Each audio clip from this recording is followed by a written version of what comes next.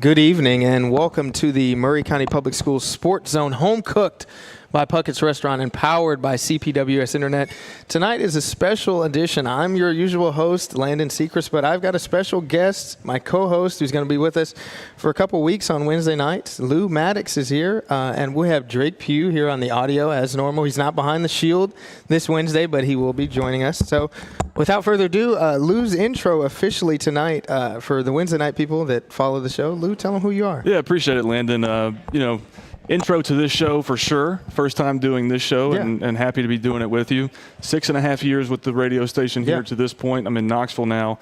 Go to school up there and work for the Vault Network. So happy to be here for the Christmas season, and looking forward to previewing and recapping some games and some unit schools tonight. It's going to be fun. I am super excited to have Lou by my side. Me and Lou competed against each other on the football field. Quite a bit. Lou is a big lineman. I'm a small skill guy, so we didn't face off that much. But when we did, Lou got the better of me almost every single time. Nah. Come on, man. But me and Lou have some history. We obviously both went to college, studied broadcasting, both sports broadcasters. He's still in college. He's a year younger than me, as he just said. But Lou does great things, and he's a great asset, will be a great asset to this show. We got Drake Pugh here, and Drake's going to tell us about the Player of the Week polls and what we do on the Wednesday night show and how that works in everything that we do. Well, every week we do. Y'all can hear me okay, right? Yeah. Okay, cool. Yeah, I couldn't hear myself, but as long as I can hear you guys, I'm happy. Yeah.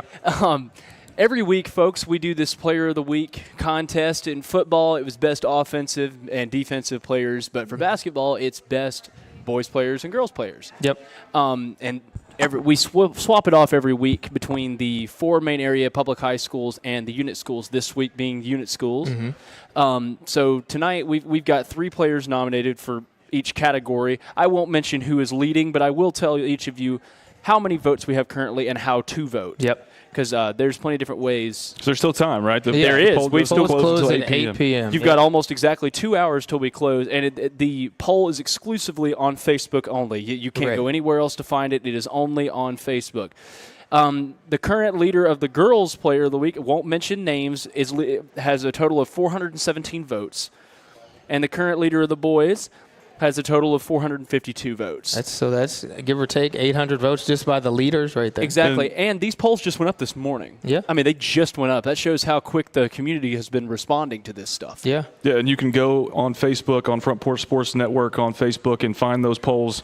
If you're listening to us right now on the radio or on our live stream on our camera, or if you're sitting and listening to us live right here in Puckett's right now, you can go to Facebook, Front Porch Sports Network, and find those polls.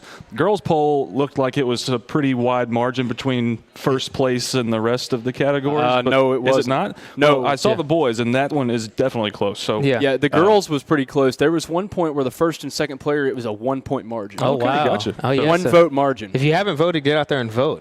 Definitely, that's the case right there. Definitely get out there and vote, folks. Like I said, there's still time. If you hadn't voted and you're here right now listening, get on there and vote. And especially if you have somebody that's up for it that you know or is a part of your school or somebody that you support, tell everybody else to go vote that you know that will. So definitely. And there was a big theme during the football season, Lou. We had the Player of the Week thing, and Drake, we pretty much called it the Mount Pleasant Award because it seemed like Mount Pleasant in that community, they had a winner every single week. They really did. I mean, it got to the point where a bunch of people were calling us biased, and that's something I want to talk about right here, y'all. There is no bias from this station. No. Every result is from the voting of all of you people out there. If you want your player to win, you need to vote. Your mom and dad, your girlfriend, your great-grandmother, everyone, get them to vote. Another note with that, these players that are nominated are sent in by their coaches. So the coaches have to help us out a little bit. If we don't get a nomination from the coach, then a player won't be nominated because we want to stay away from nominating players ourselves and that type of thing because that will show bias. We don't have any say in it. Yeah, we don't want any say. So we need the coaches to help us out. So coaches, if you're listening, you're not here yet, we need you to help us out going forward. Please. 100%, please. We need that to keep us going. I mean, we a lot of times we try to have the polls out by Monday, but to be honest, is this the first time we've had it out the day of? Yeah, this is like the day of voting. And to be honest, that's made it exciting. It really has because the whole community's just rallied together, come on in, and they're voting, and that's what we want. Yeah, we want that participation. The biggest thing is we saw during the football season the communities really started to take it personally when they were getting outdone by other communities. So Mount Pleasant was really running away. I think they had a player of the week almost every single week of the football season that we did the show. And that was between three other schools. Yeah, and I know for a fact, Lou, your alumni, your legacy at Columbia Central, they started to take it personal and said, hey, we got to vote for Daniel Booker. We got to vote for those players, Jamari Brown, and get them an award for Player of the Week because we're getting outdone by the people to the south. Well, yeah, and it's players that deserve it, too, that are getting left out. And, I didn't even know that was the case during football season because I wasn't around. But that does kind of hit a personal chord with me because, Central is my school. Spring Hill's your school. Yeah. Drake, you went to Page. But well, I did, but my family, I was born here in Columbia, and my mom grew up in Culleoka. My mom's an alumni of Culleoka. She back when they were the Blue Devils, and she played basketball for the Blue Devils in the 80s. And so Culleoka has a very special place in my heart. My grandfather went there as well and also played basketball, and I have several cousins still there. So that's kind of my school when it comes to Murray County. So we've all three got our own. Yeah.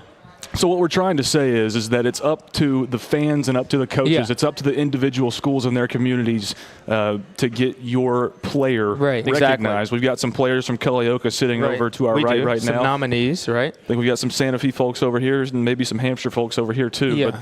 But just one more time, how to vote, where to vote. Facebook, Front Porch Sports Network, go to it. You'll find the polls at the top of our posts. And you vote on the player that you want to win that are up for it this week. And don't just vote. Like it, share it. Please share it. I mean, we all try to share it. Just share it anywhere you can. Send it to people. Do whatever you can. Yeah, and a big thing that I also want to say with that is players, our DMs are opened as far as I'm concerned. If you have a good performance and you want to be recognized, even if it's not your week. So, for example, if you're a Spring Hill player, Battle Creek player, and you're not on the show this Wednesday, but you had a good performance, DM one of us on our social media pages. Text us, call us, email us. We will recognize you and your performance. We won't know if we are not at the game. We can't cover every single game. There's 3 of us. There's 7 schools. So we can't be at every single game. But if you have a good performance, direct message any of us. I had a player DM me over the weekend, and he said, hey, I had 30 in a game. Can we mention that? And that should be recognized. It should be. I mean, whether it's your week or not. I mean, you do something awesome, it needs to be recognized. Yeah, so I think that's the biggest thing. Drake, tell the folks out there about the Instagram and what we do differently on there and how to, get to it and where it is and what the handle is. You read my mind, Landon. So our Instagram page has some exclusive things on there. We do exclusive interviews with players from the games. We usually try to interview 2 players from each game, usually one that did the coolest stuff, made the coolest plays in the game, and then another one that was just had a good game. Or maybe in this case, a girls and boys player. Exactly. With this, it's a girls and boys player. So we try to, that way these kids can get recognized. Yeah. I mean, we want them to be able to work on their portfolio. Yeah. And it's not just recognition either. We've got some Puckett swag, some seasoning, some mugs back here that are going to be prizes for those and for trivia. Yeah, too. trivia. So. Trivia is a big part of tonight. And another thing just about Instagram before we get to the run of show and how things go tonight. Our most recent interview was with Jalen Knight of Spring Hill. If you haven't seen that, go check it out on Instagram at Front Porch SN. We had a post-game interview with Jalen Knight, who had 15 points in Spring Hill's game win over Marshall County. It was our first game of the week.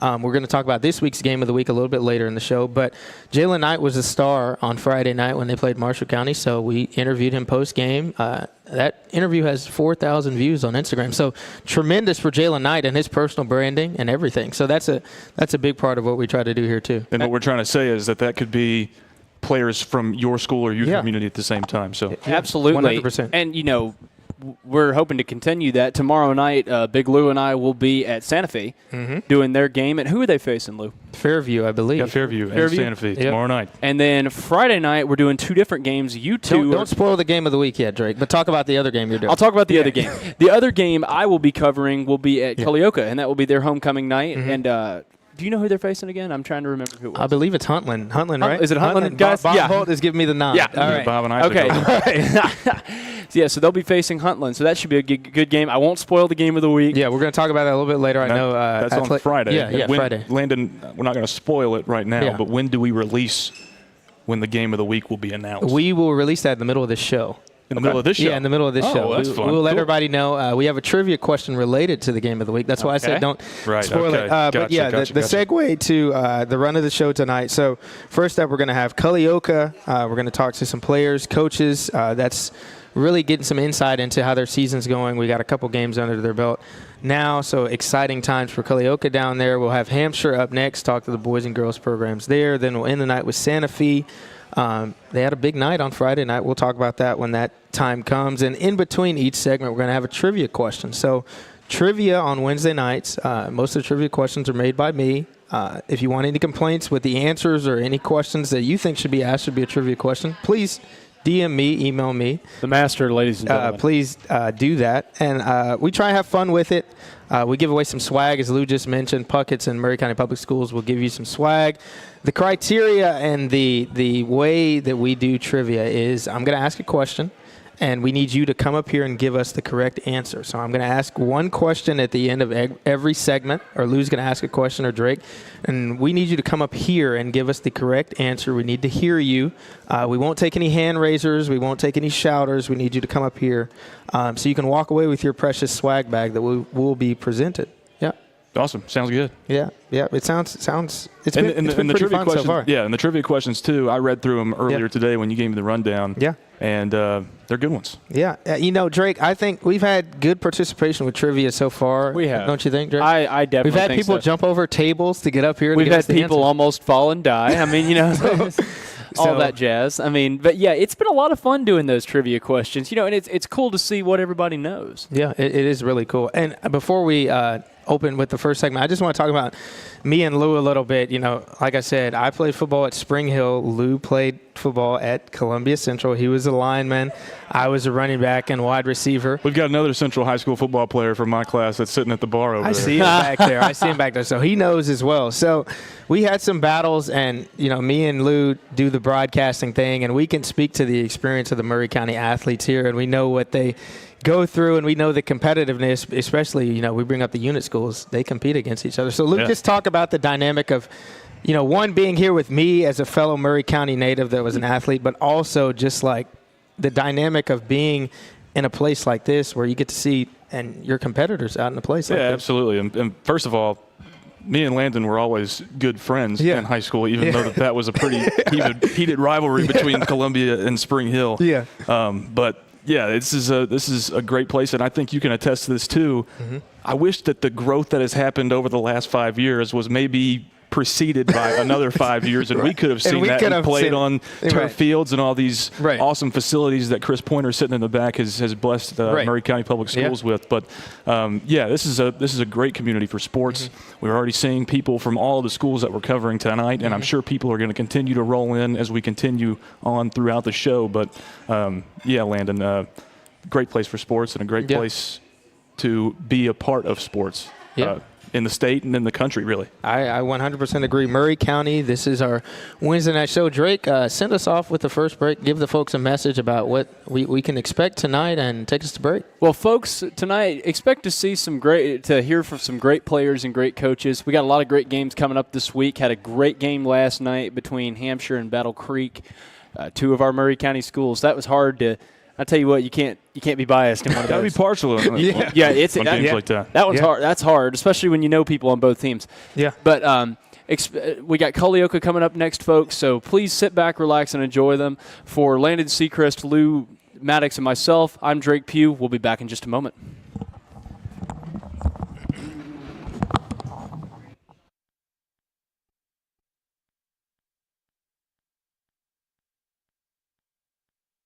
Hi, I'm Robert Rogers at Parks Motor Sales Buick GMC. And I'm Michael Parks Lawrence at Parks Motor Sales Buick GMC. Together, we're Mr. Bobby Parks' grandsons, and we run his dealership, and we are glad to be part of our local community. Being family owned and operated, we invest heavily in our community. We do things like sports teams, schools, bands, you name it. We try to help everybody we can. The reason why we do this is because we all love this community. So come do business with us, your neighbors, at Parks Motor Sales in Columbia, Tennessee, right off Nashville Highway, or at parksmotorsales.com.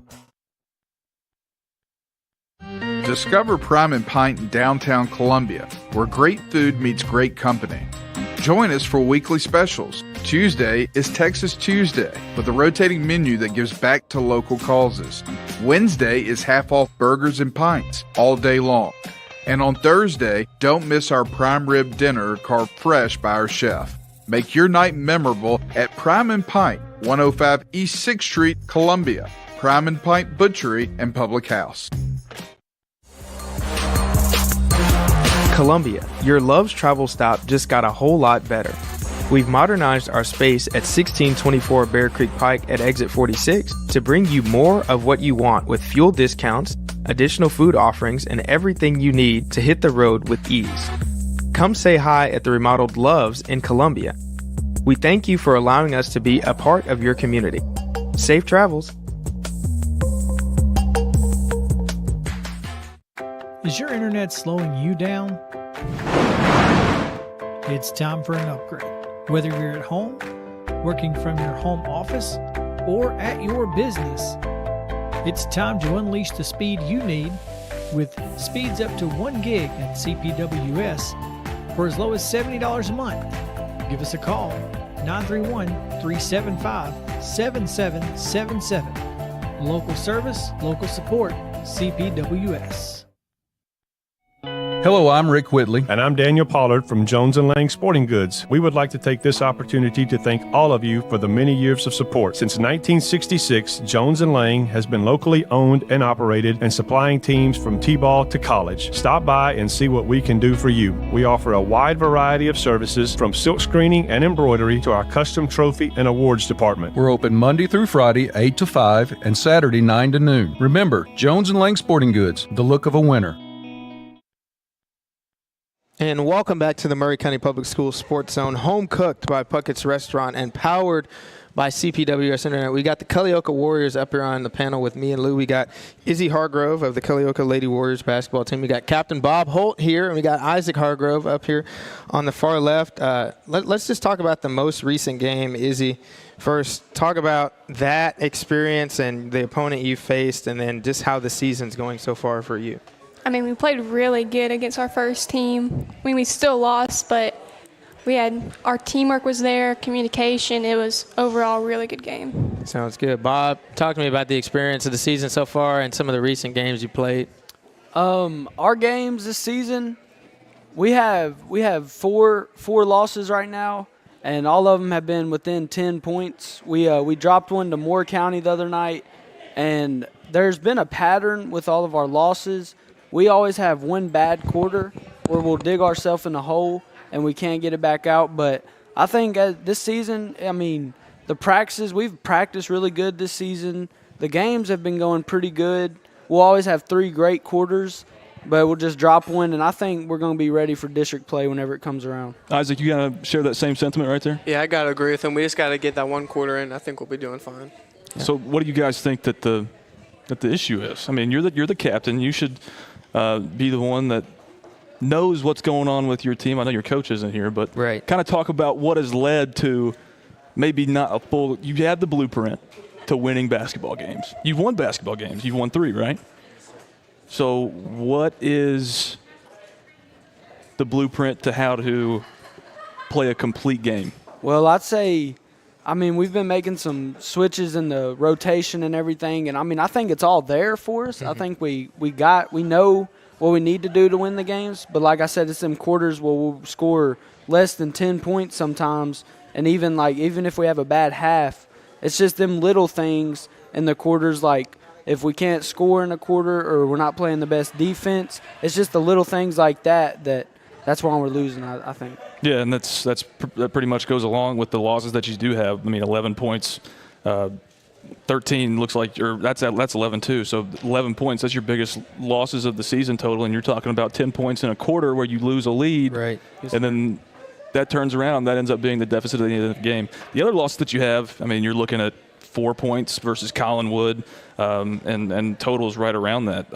So in the games that you have won, you're winning by about 10. So yes, sir. You're putting 4 quarters of basketball together and winning basketball games, right? Yes, sir. Yes, sir. So, I mean, on the games that we have won, you know, it's like I said, we played 4 whole quarters. Mm-hmm. We played just we all played good basketball and we all played together, and that's why we win them games.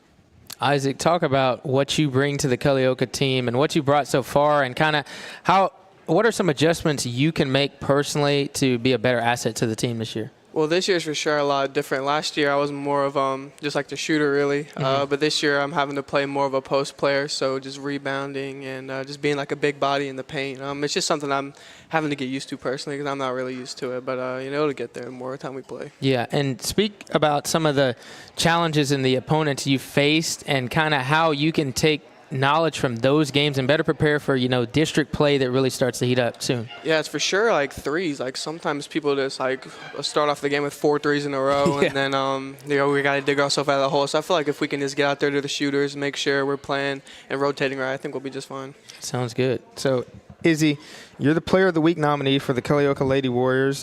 Your teammate Kendall Reishman was the winner of the Player of the Week last week. Talk about your performance personally. I've got you down for about 10.5 points per game and a lot of assists, a lot of rebounds, and a lot of total points. And your most recent games, 3 total games so far. Talk about what you bring to the team and your production so far. Well, it just depends on the game. Like some games I'm on, like I think Huntland's game I was on by 3, so I was like I focused on scoring that game. And then last night's game was Moore County, so I really focused on they play up on you, so I'm definitely just like looking to pass and then rebound and just get all my assists up. Yeah, so in that game where Kendall Reishman won Player of the Week, she had 27 points in that game, and I think 10 rebounds. Talk about her as a player and how she kind of helps you out there on the court. Oh, definitely. She's the type to really calm me down on the court. Yeah. That game, she popped off that game. She did amazing that game. Yeah. She's just an all-around good player. When she's calmed down, I'm calmed down. She's just that type of player to like control everyone. She's really good. Yeah. So I want to talk about some of the other players that are on your team. You got Kinley Cloak and Finley Keeling on your team. Just talk about what they bring as well, and the attack that your coach has you all setting forth every game out there. Kennedy's definitely our defensive player. She's what coach says, cookies. She gets all the cookies. Like she's all over the place. She hits our 3 sometimes. Like she's all around. She's a really good player. Finley, she's our rebounder. She's our post player. We look for her. Like she's a really good player too. So I mean, I coach like we know our spots this year. Like Kendall's she's our shooter. We have to help her out. Right. So we're doing really good this year. Right. Sounds good. So Izzy, you kind of mentioned that there's a little bit of a different mindset for you personally, your play style going into each game. Is that something that you know going in? Is that something that you figure out as the game goes on, whether you are going to need to be the person that scores all the points or the person that is facilitating? Does that happen during the week when you're watching film, or does that happen during the game from your coach, Coach Morrow's perspective? Definitely, I have to figure it out. It just depends who we play. Like Moore County, I kind of knew they play you high, so I knew Kendall could go in and score easy points in the paint. So I just knew she could do that. But I know they play up on 3s, so I just knew give her the ball, give Finley the ball, anyone. So yeah, I just have to figure it out during the game. What's y'all's mindset as a team? How do you want to be perceived by people? Say you're going into Moore County game last night. What do you want them to think of your play style as a team going in? Well, they definitely thought that's a 40-point blowout because our past games, they would blow us out. But I think we definitely came in and we changed our mindset. They kind of got a little scared when at the end of the first quarter we were down by 2. So I think our mindset is definitely we can beat those big teams. We just got to play like it. Yeah, definitely. I would agree. So guys and girls up here, you got a big game on Friday. I want to get a pulse check of everybody, how you're feeling towards homecoming, and what does that entail down there in Culleoka. Bob, you're the captain of the team. I'm sure you got a lot to do with the homecoming potentially, but just talk about what homecoming entails down in Culleoka. Well, homecoming's a big part of Culleoka. We don't have a football team or nothing, so this homecoming is our basketball homecoming is like the main homecoming. Yeah. So, we have the tradition. We do dress-up days throughout the week, but I think this game Friday is a really big game for us. We've played Huntland twice already, and we beat them both times, but they've been very close games. So I think we're just we got to get locked in at practice tomorrow, and I think we come out Friday and handle our business, and I think we get it done. Yeah, those are 2 of your 3 wins, 5-point win and a 3-point win, 50-47, 59-54. Those guys probably want to beat you pretty bad after 2 especially close on games. homecoming too. Exactly. So I mean, is there any type of animosity that y'all have seen coming through 2 games and now going to be playing against them for a third? Obviously, there's going to be some rivalries that build if you play a team 3 times this early in the season. Yeah. Yeah, so, I mean, Friday, like I said, I mean, last game, things towards the end, since it was a close game, things were getting a little chippy.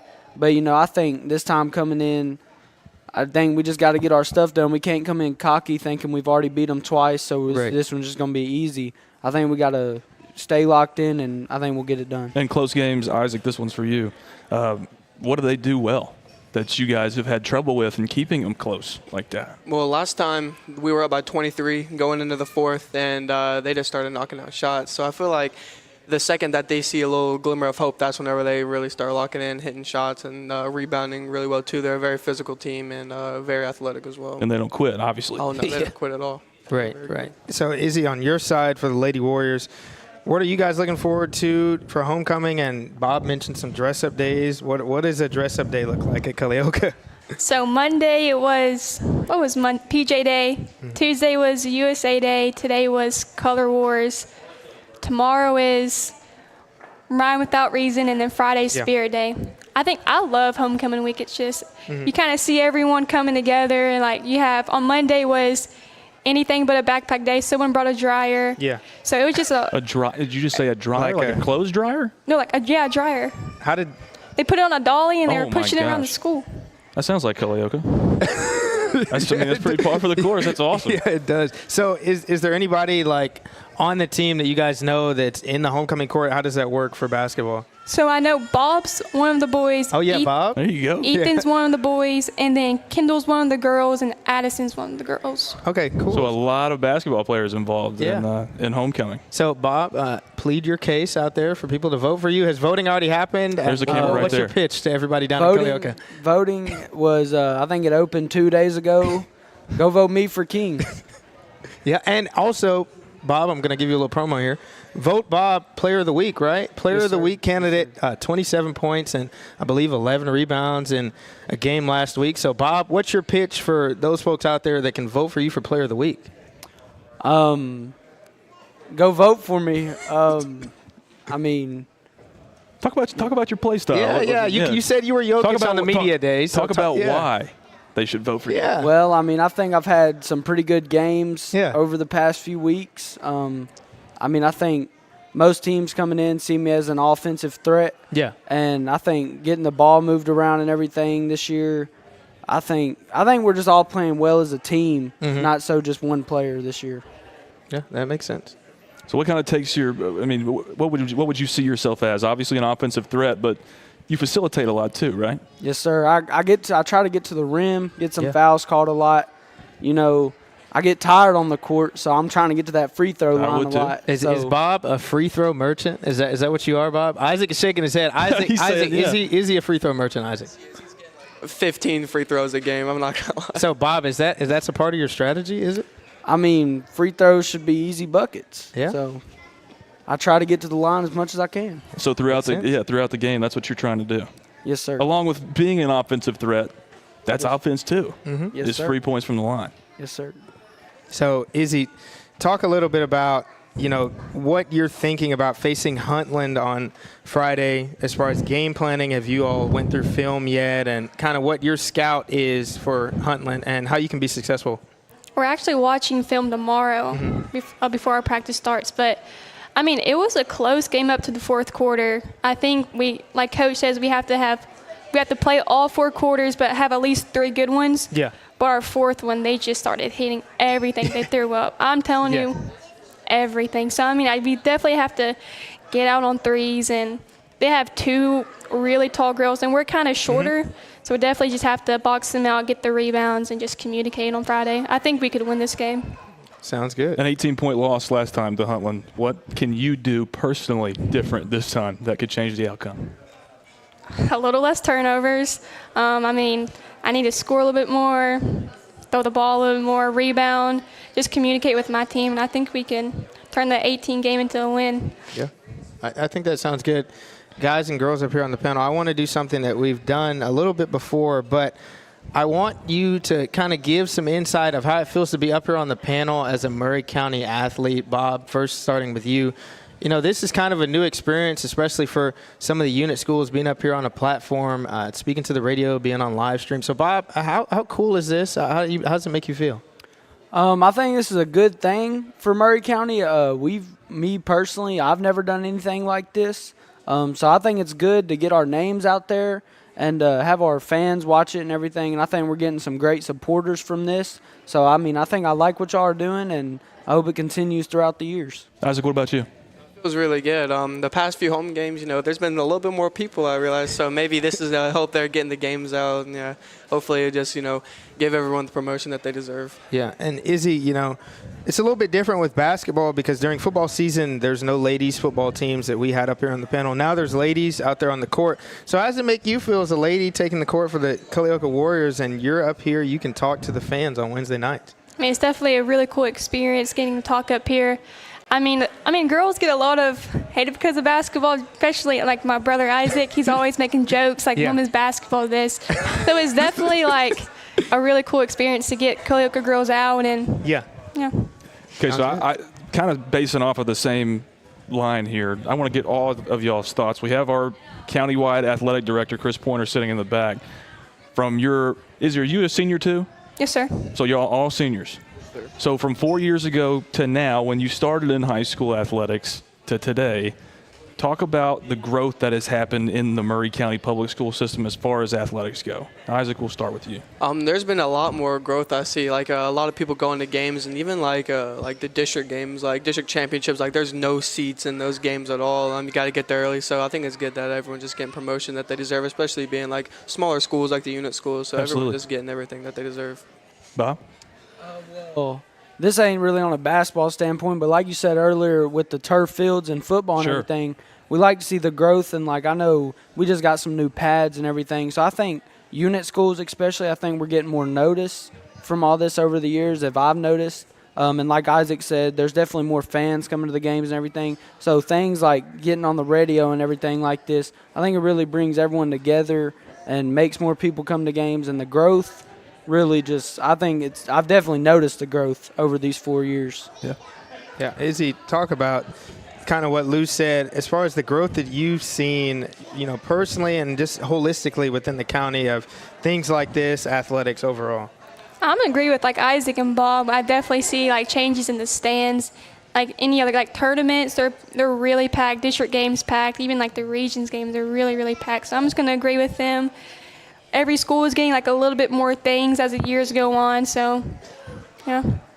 Yeah, that makes sense. Lou, I think that's a wrap for the Culleoka Warriors and Lady Warriors segment. We've got Isaac Hargrove to the far left. Isaac, give the camera away for us. We got Captain Bob Holt right here. Bob, Player of the Week. You can vote for Bob. You can vote for him for Homecoming King as well. We got Izzy Hargrove of the Lady Warriors right here. Thank you for joining us up here on the panel. This is the Murray County Public Schools Sports Zone Home Cooked by Puckett. Stay tuned for trivia and a little info on our game of the week, Lou.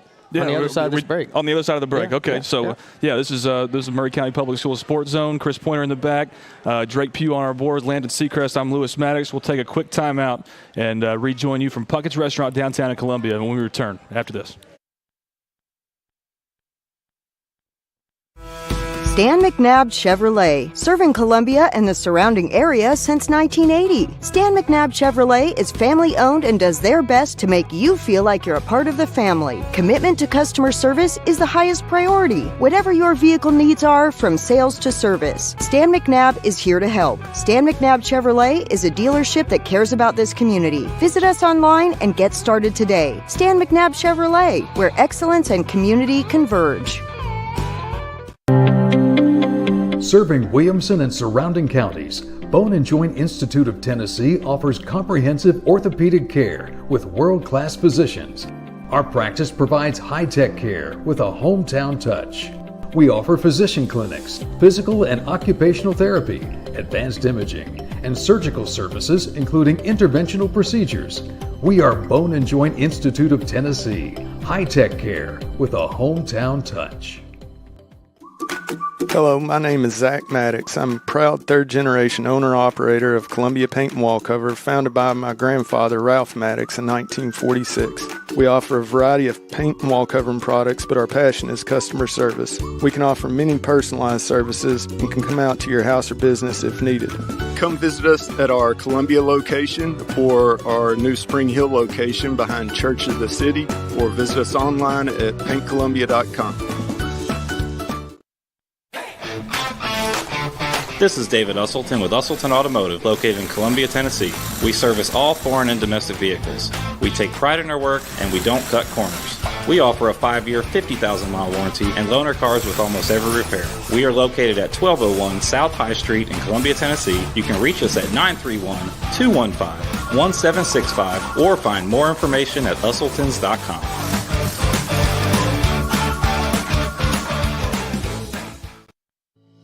We at Hollins Pharmacy must be doing something right. We've been providing pharmaceutical services in the Middle Tennessee area for over 60 years. The guiding principles of our business are fast, accurate, friendly, personal service. We do not have long waiting lines, and our phone calls are answered by a staff member. We strive to get to know our customers by name, not just a date of birth or number. We are your locally owned hometown pharmacy, and we appreciate your business. We urge you to come visit us at Hollins Pharmacy, 1608 Hatcher Lane here in Columbia. Hello, this is Rick Tillis from Tillis Jewelry. What is a full-service jeweler? Experienced staff, custom designers, in-house jewelry repairs, and beautiful jewelry. Yes, at Tillis Jewelry, we are passionate, knowledgeable, and committed to integrity. We strive to be the best in our community and in our profession. We build long-term relationships and become part of family traditions that will cross generations. We delight clients by providing an unparalleled selection, superior service, and exceptional value. Tillis Jewelry, we exceed your expectations.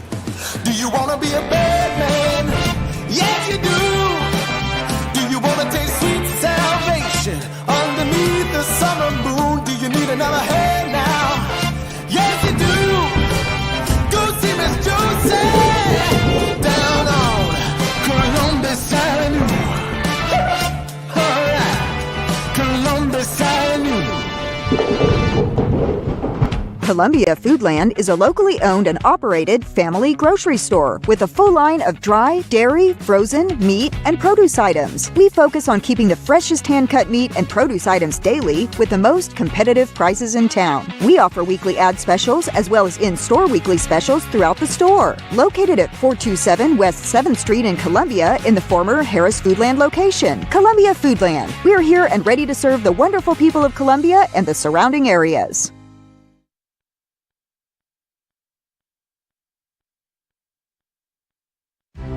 Hi, I'm Chris Chumley, owner of Expert Landscaping, LLC. Located in beautiful Columbia, Tennessee, Expert Landscaping specializes in consulting and design for all your outdoor needs, as well as installations for landscaping, pools, patios, outdoor kitchens, fireplaces, irrigation, and lighting. Call us today at 931-374-1772. Expert Landscaping, where quality work is an investment in the future.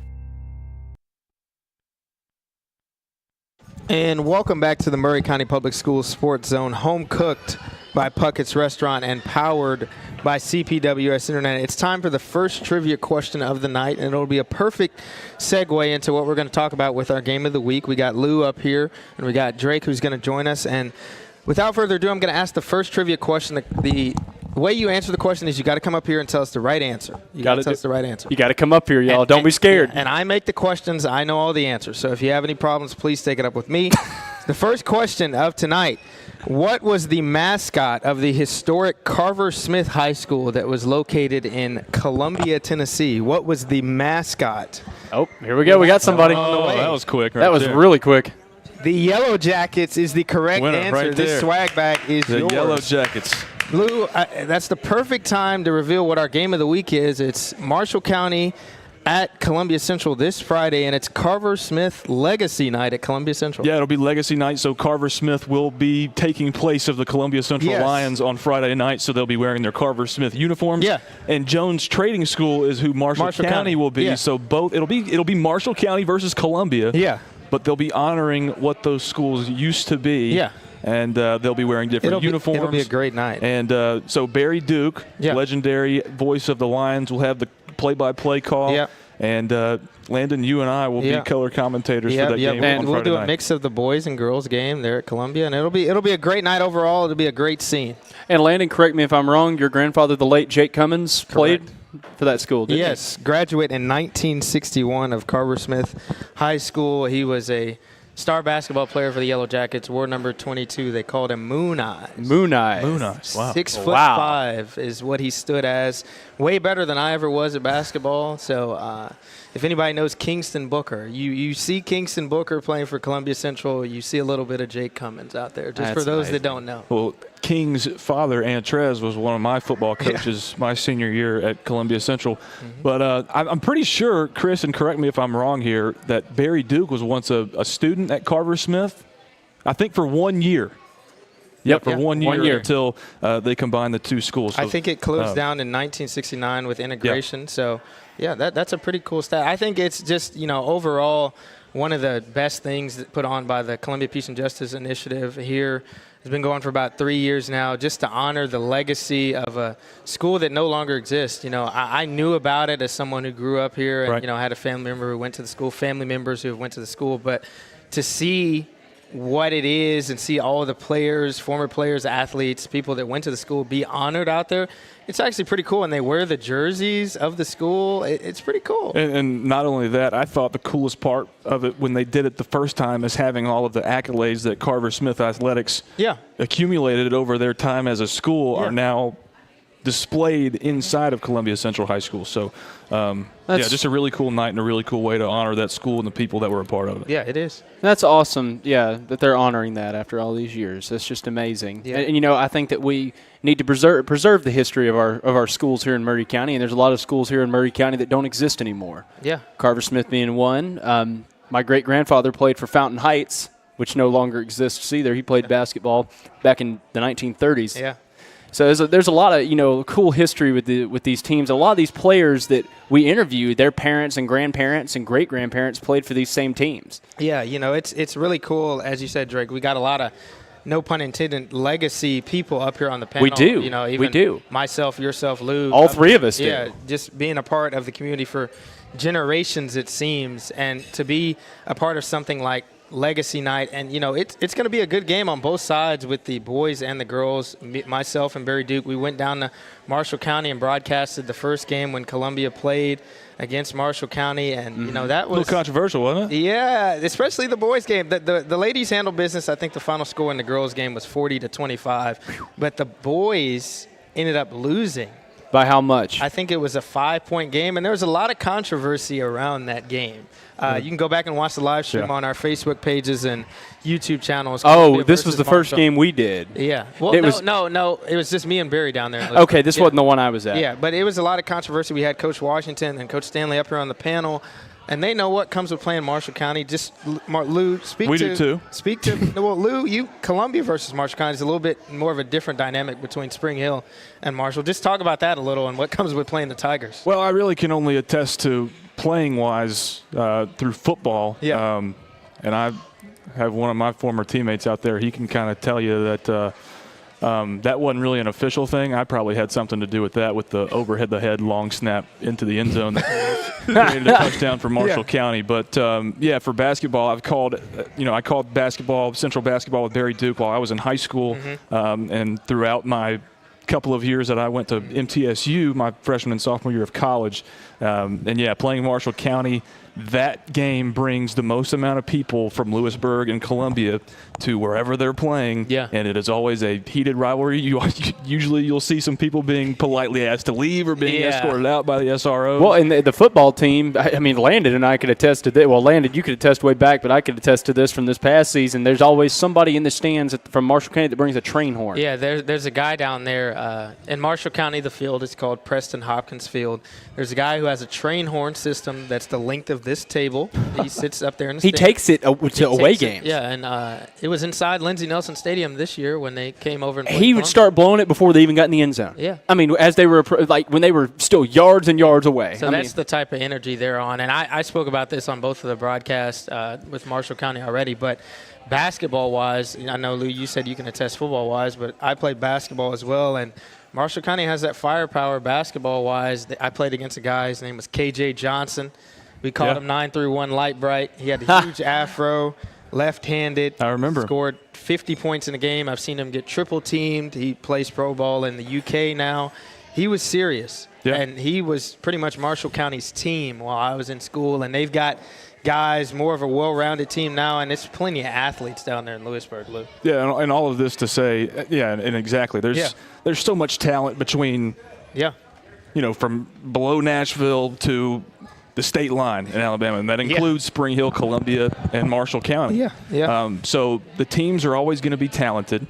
Between football matchups, basketball matchups, baseball matchups, whatever you want to have. And that's kind of what we're trying to say here. That's why that's our game of the week this week. The Legacy Night adds another aspect to it, and that's going to create even more buzz around this game on Friday. But what we're trying to say, that's why this game is our game of the week, and that's why it's going to be fantastic to watch, be there, listen live, watch on a live stream, or to come to the game. I know we'll be there. We'll be commentating it. So, really excited about it. Yeah, Drake, just talk a little bit about, what a game day really is with WKOM Radio and the Front Porch Sports Network and what we try and do. We're going to try and go to every school throughout the season and give them a game day type show. But, Drake, just talk about that a little bit from what we, did with football kind of. Well, for any of you that don't know, those of you who have watched SEC Game Day, it's similar to that. But if you haven't, basically we just have tables set up like this with a bunch of us on the panel, and our usual suspects for the show are Drake, the voice collie, and Chris Yao. And usually nowadays Landon has been joining them, and Chris Pointer's usually on the show, and we just get on there and talk about the two teams.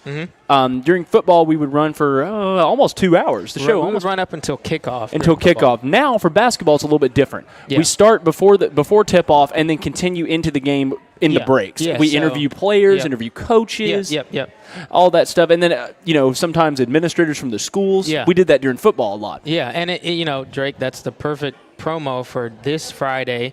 If you're someone who has any connects to Carver Smith High School and you want to talk on the radio, talk about the Legacy Night and what it means to you, or just some historical context, please stop by the tables. We will be set up. We can give you a headset and give you your time to talk.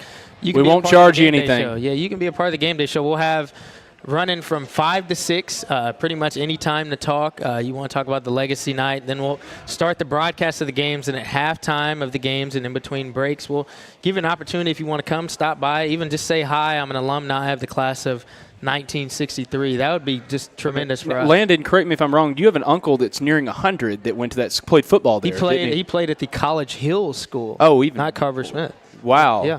That's another school here that no longer is in existence. Correct. You are exactly right, Drake. So, this just a great event overall, and I think it's going to be a great night. And, Drake, just talk about where you're going to be on Friday night, because you won't be with me and Lou. No, I will not be with y'all. Talk about where you will be on Friday night. I will be at Culleoka and on why Friday it's important to you as well. And, Culleoka holds a very special place in my heart. I'm one of the only ones in my family that did not go to Culleoka, because I grew up, even though I was born here in Columbia, I was raised in Franklin. My mother is a 1987 graduate of Culleoka High School. She played for the Blue Devils back then on the basketball team, and her father, my grandfather, the late Jerry Vaughn, also played for them. He was class of 1961. So we've got lots of different, people in my family that played all the way up until recently. My cousin Lindsey Pigg plays for the Lady Warriors now. And another cousin that you know, Lou, my cousin Cooper Parks. Yep, absolutely. Played for the Warriors for many years before he graduated in 2021. He's a really good player. Oh, yes, he was. He was a great player. But I want to give a shout out to my mom real quick. To my mom, Karen Vaughn Pugh, if you're listening, we love you. And, you need to come out here and support us sometime. But we got to get you on here as a former Blue Devil. Yeah, 100%. And that opens up a great door, Drake, for anybody that's an alumni that would love to be featured on the future of the Wednesday night show. Yes. That would be a great, new thing that we could introduce, talking to an alumni, former players. They can speak to kind of the experience of the players and also keeping up with the team currently. I think that'd be great, Drake. You might have just started something. I hope I did. Yeah, because, like I was saying earlier, we need to preserve the history of these teams. Yeah. Because, they go way, way back. I mentioned that, Culleoka was not always the Warriors. It was the Blue Devils at one time. And that changed. Do either of you know when that changed? I'm not sure. Don't know exactly what I was told at one time, but I can't remember. If anybody knows in the comments of our show, please let us know. I knew this. I knew the answer to that at one time, and it's trivia escaped question my memory. Potentially. Trivia. Yeah. Yes. It's not a trivia question, Not but tonight. it could be if we don't have the answer. It could be, and that would be a good one. That'd be a good one, especially if we had some alumni from that era here. Yeah. But also, Drake just explained the whole game day operation and what that is, what we do for football and what we're doing for basketball now, and what we've done for a long time with Games of the Week and crews that put on a college game day type of show that leads straight into game broadcasts that are on live stream and on radio. Correct.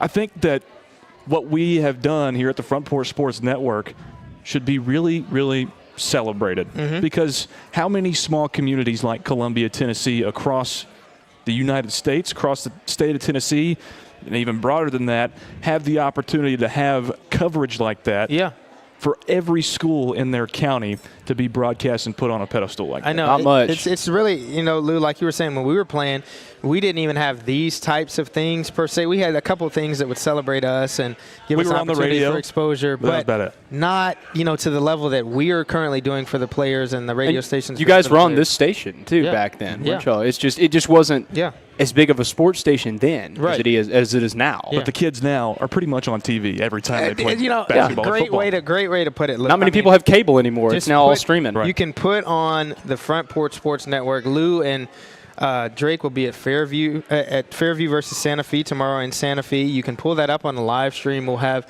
Culleoka streamed on Friday. We'll have Legacy Night at Columbia streamed on Friday. We'll have more games next week before the teams head to break. We might have 2 games streamed on Tuesday. We're going to keep those under wraps, and we'll announce those next week. But it's just exciting, Lou and Drake, to see, these kids have the opportunity to be, I think Clayton Harris, our station manager, would say an opportunity to make memories. And Absolutely. That's the biggest thing. Clips to put together that you can put on a hard drive and watch when you're 45. And Clayton documented memories. Yeah. And Clayton himself is a former athlete as well from CA. Yeah. He played basketball, and I know he and Central. And Central, you're right. Yeah. And I know he wishes he had stuff like that at his time as well. Yeah. And, and it's most important to just, recognize in the current moment, giving everybody that's participated so far their flowers while they've helped us, get to this point. The football players, we can give them tremendous, shout-outs for the rest of the show. But, Drake, you can attest to how much the football players have helped us. Oh, my gosh, yes. And the coaches and their participation. Just speak to that and, how it's helped the growth of this show. It has. Every week, without fail. Landon and I will message the coaches usually Monday morning and ask for their input and who they nominate. And without fail, within, a couple of hours and sometimes within minutes. Yeah. They would reach back out to us and give us all their stats and everything like that, and they would be here every single week without fail. All 4 coaches would be here, and each of the essential players for what they were trying to do. They never had the full team here, but that's not. They would bring different players all the time. Every week it was a different rotation of players, which is important. It is, because you don't want to just do the same people over and over. You got to give everybody some spotlight. Right. Well, I 100% agree, and that's what we're going to try to do with this. Next game of the week will be here on the Front Porch Sports Network, WKRM, streaming with Barry Duke, Lou Maddox, and myself. We'll be at Columbia Central versus Marshall County at Columbia Central, but Carver Smith versus Jones Training School for Carver Smith Legacy Night. We will be there. Drake will have the stream of homecoming down in Culleoka. It'll be a big Friday for us. We just wanted to give you all an update about what's going on and some streams coming up. And we're going to take a break, and we'll continue on with the rest of this Wednesday night show. We're going to talk to Hampshire on the other side of this break.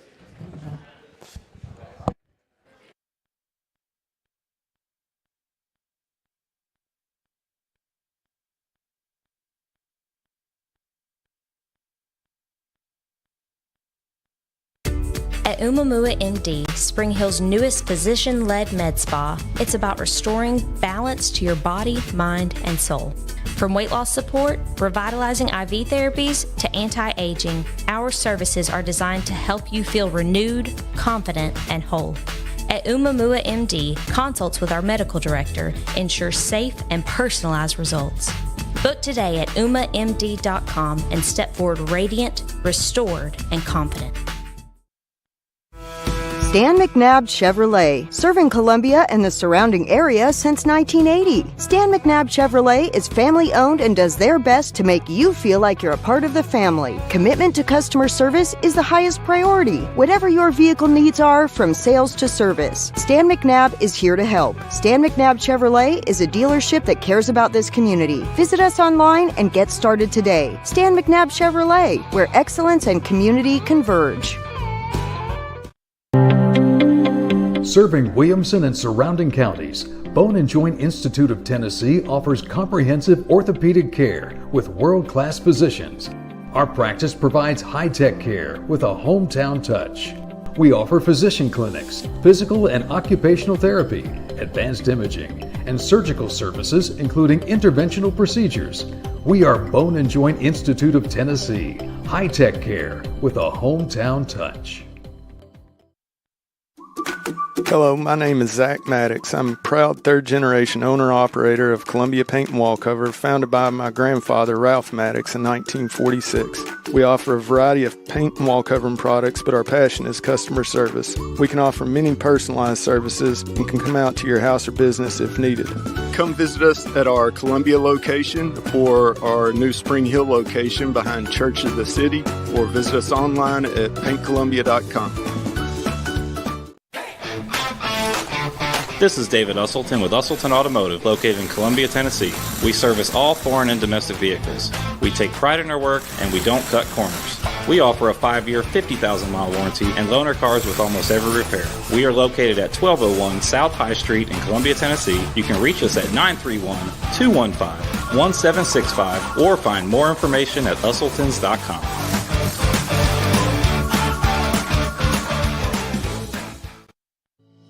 We at Hollins Pharmacy must be doing something right. We've been providing pharmaceutical services in the Middle Tennessee area for over 60 years. The guiding principles of our business are fast, accurate, friendly, personal service. We do not have long waiting lines, and our phone calls are answered by a staff member. We strive to get to know our customers by name, not just a date of birth or number. We are your locally owned hometown pharmacy, and we appreciate your business. We urge you to come visit us at Hollins Pharmacy, 1608 Hatcher Lane here in Columbia.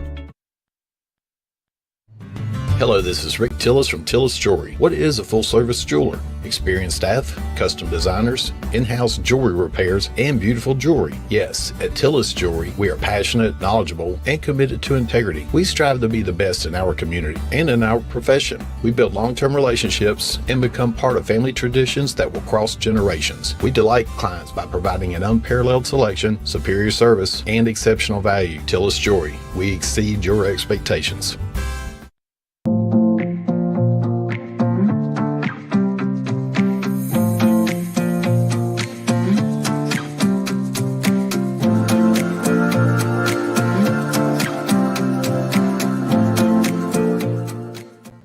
Columbia Foodland is a locally owned and operated family grocery store with a full line of dry, dairy, frozen, meat, and produce items. We focus on keeping the freshest hand-cut meat and produce items daily with the most competitive prices in town. We offer weekly ad specials as well as in-store weekly specials throughout the store. Located at 427 West 7th Street in Columbia in the former Harris Foodland location. Columbia Foodland. We are here and ready to serve the wonderful people of Columbia and the surrounding areas. Hi, I'm Chris Chumley, owner of Expert Landscaping, LLC. Located in beautiful Columbia, Tennessee, Expert Landscaping specializes in consulting and design for all your outdoor needs, as well as installations for landscaping, pools, patios, outdoor kitchens, fireplaces, irrigation, and lighting. Call us today at 931-374-1772. Expert Landscaping, where quality work is an investment in the future. Columbia Power and Water Systems is dedicated to bringing our customers reliable local service. Whether you're turning on a light switch, your faucet, or streaming on TV, our dedicated team members from here in Murray County work every day to keep you on. If you need us, call us 931-388-4833 or visit cpws.com. CPWS, local service, local support. This is Hal Landers, owner of Landers Insurance Agency. We are an independent agency representing the famous Erie Insurance Group. Landers Insurance Agency has been committed to providing great rates and great service since 2002. Whether it's home and auto or business or life insurance, we've got you covered. 24/7 in-house claim service, we've got that too. Visit Landers Insurance at 514 North Garden Street, Columbia. Call us at 931-380-2003. Our website is landersinsuranceagency.com and follow us on Facebook and Instagram.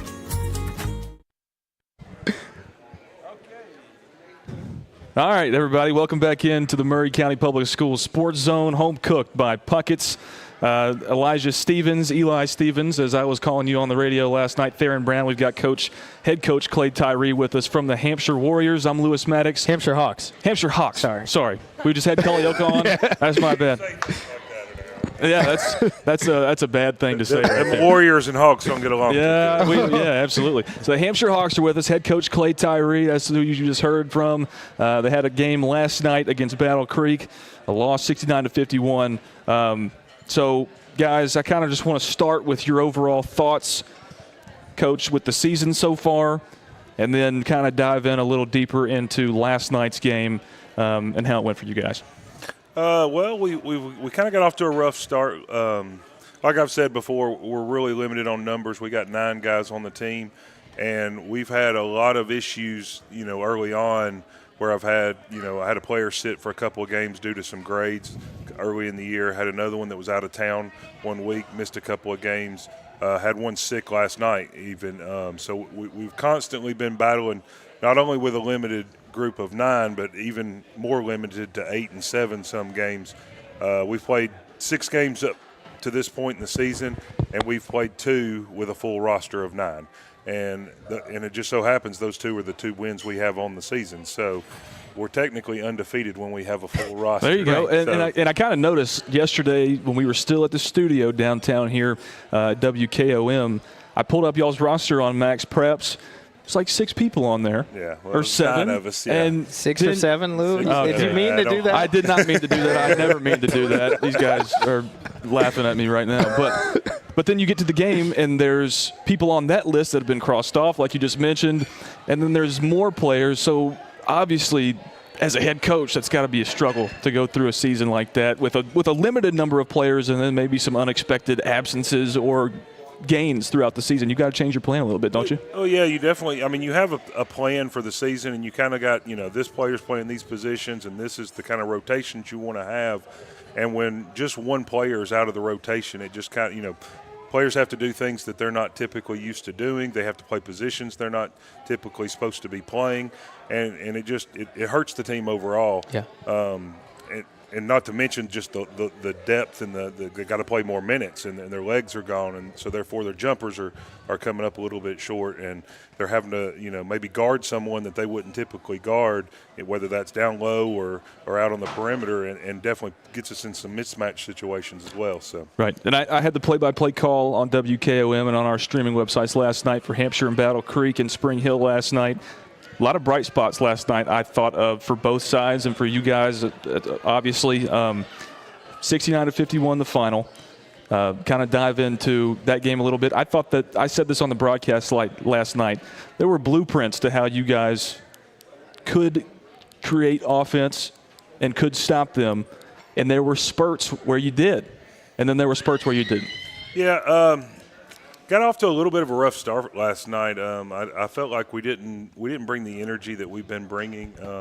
I thought last week we had a really good week. Last week was, I know Culleoka was talking about homecoming this week. Last week was our homecoming week, and we had 2 games last week, and I really felt like we were making some serious strides. Like I said, I had my full roster, and we were doing a lot of things really well. I thought the Friday night game especially, the kids were buying in. Yeah. They were laying it all out there. I had Theron over there. He was cramping up in both legs by the end of the game. Yeah. We were battling. Been there before. Ended up going into overtime. They came out. They hit a couple of threes on us right off the bat in the overtime, and I thought, oh, here we go. Now our heads are down. And no, we kept battling. We ran our offense. We got the ball where it needed to go. Dalen Sims made some big buckets for us all night that night. Ended up having 33 on the night. So, yeah. I mean, he Player of the really Week nominee. Definitely, yeah. He's a Player of the Week nominee, and I definitely encourage your vote on that one because he definitely had a great week last week. Had a good night last night, too. And talk about Dalen a little bit, what he brings to your team, obviously one of your big guys, and then talk about these two on the end here, Eli and Darren. All right. Well, Dalen's he's a senior leader. He's one of those guys, he's not a very vocal guy. He's pretty quiet, but he's going to show up to practice every day. He's going to be the hardest worker on the team. He's going to do whatever. He's going to do the little things. He's going to box out on every possession. He's going to run the floor. He's going to post up. He's going to run the offense the way it needs to be run. He's constantly doing all the little things that you want a leader to do. I wish he was a little more vocal because I think the players would respond to that more. But that's just that's who he is. He's just kind of a quiet guy, and that's okay. But he definitely leads by example for sure. These guys over here, I got my other senior captain, Eli Stevens. He's a little more vocal guy. He's a little bit of a cut up. He likes to have a little bit of fun, which is good. You got to have one of those kind of guys on the team. But right. He's a good kid. I've enjoyed working with him for the last 4 years, I guess. And he does a lot of things well. He's very versatile. He can play down low, play post for me if I need him. He can also step out and play the guard position. And when you only got 9 guys, the more versatility you have, the better. So he's kind of one of those guys. I can put him anywhere. Last night I even had to play him at point guard some, and it's not his position, but he can step up and do things like that for me. So I appreciate all the hard work he's put in over these years, and I'm looking forward to seeing him have a good senior year this year. So the other one down there on the end is my point guard. He's a sophomore, Theron Brown. I feel like he's been around forever. He started with me my very first year 5 years ago. He was my water boy.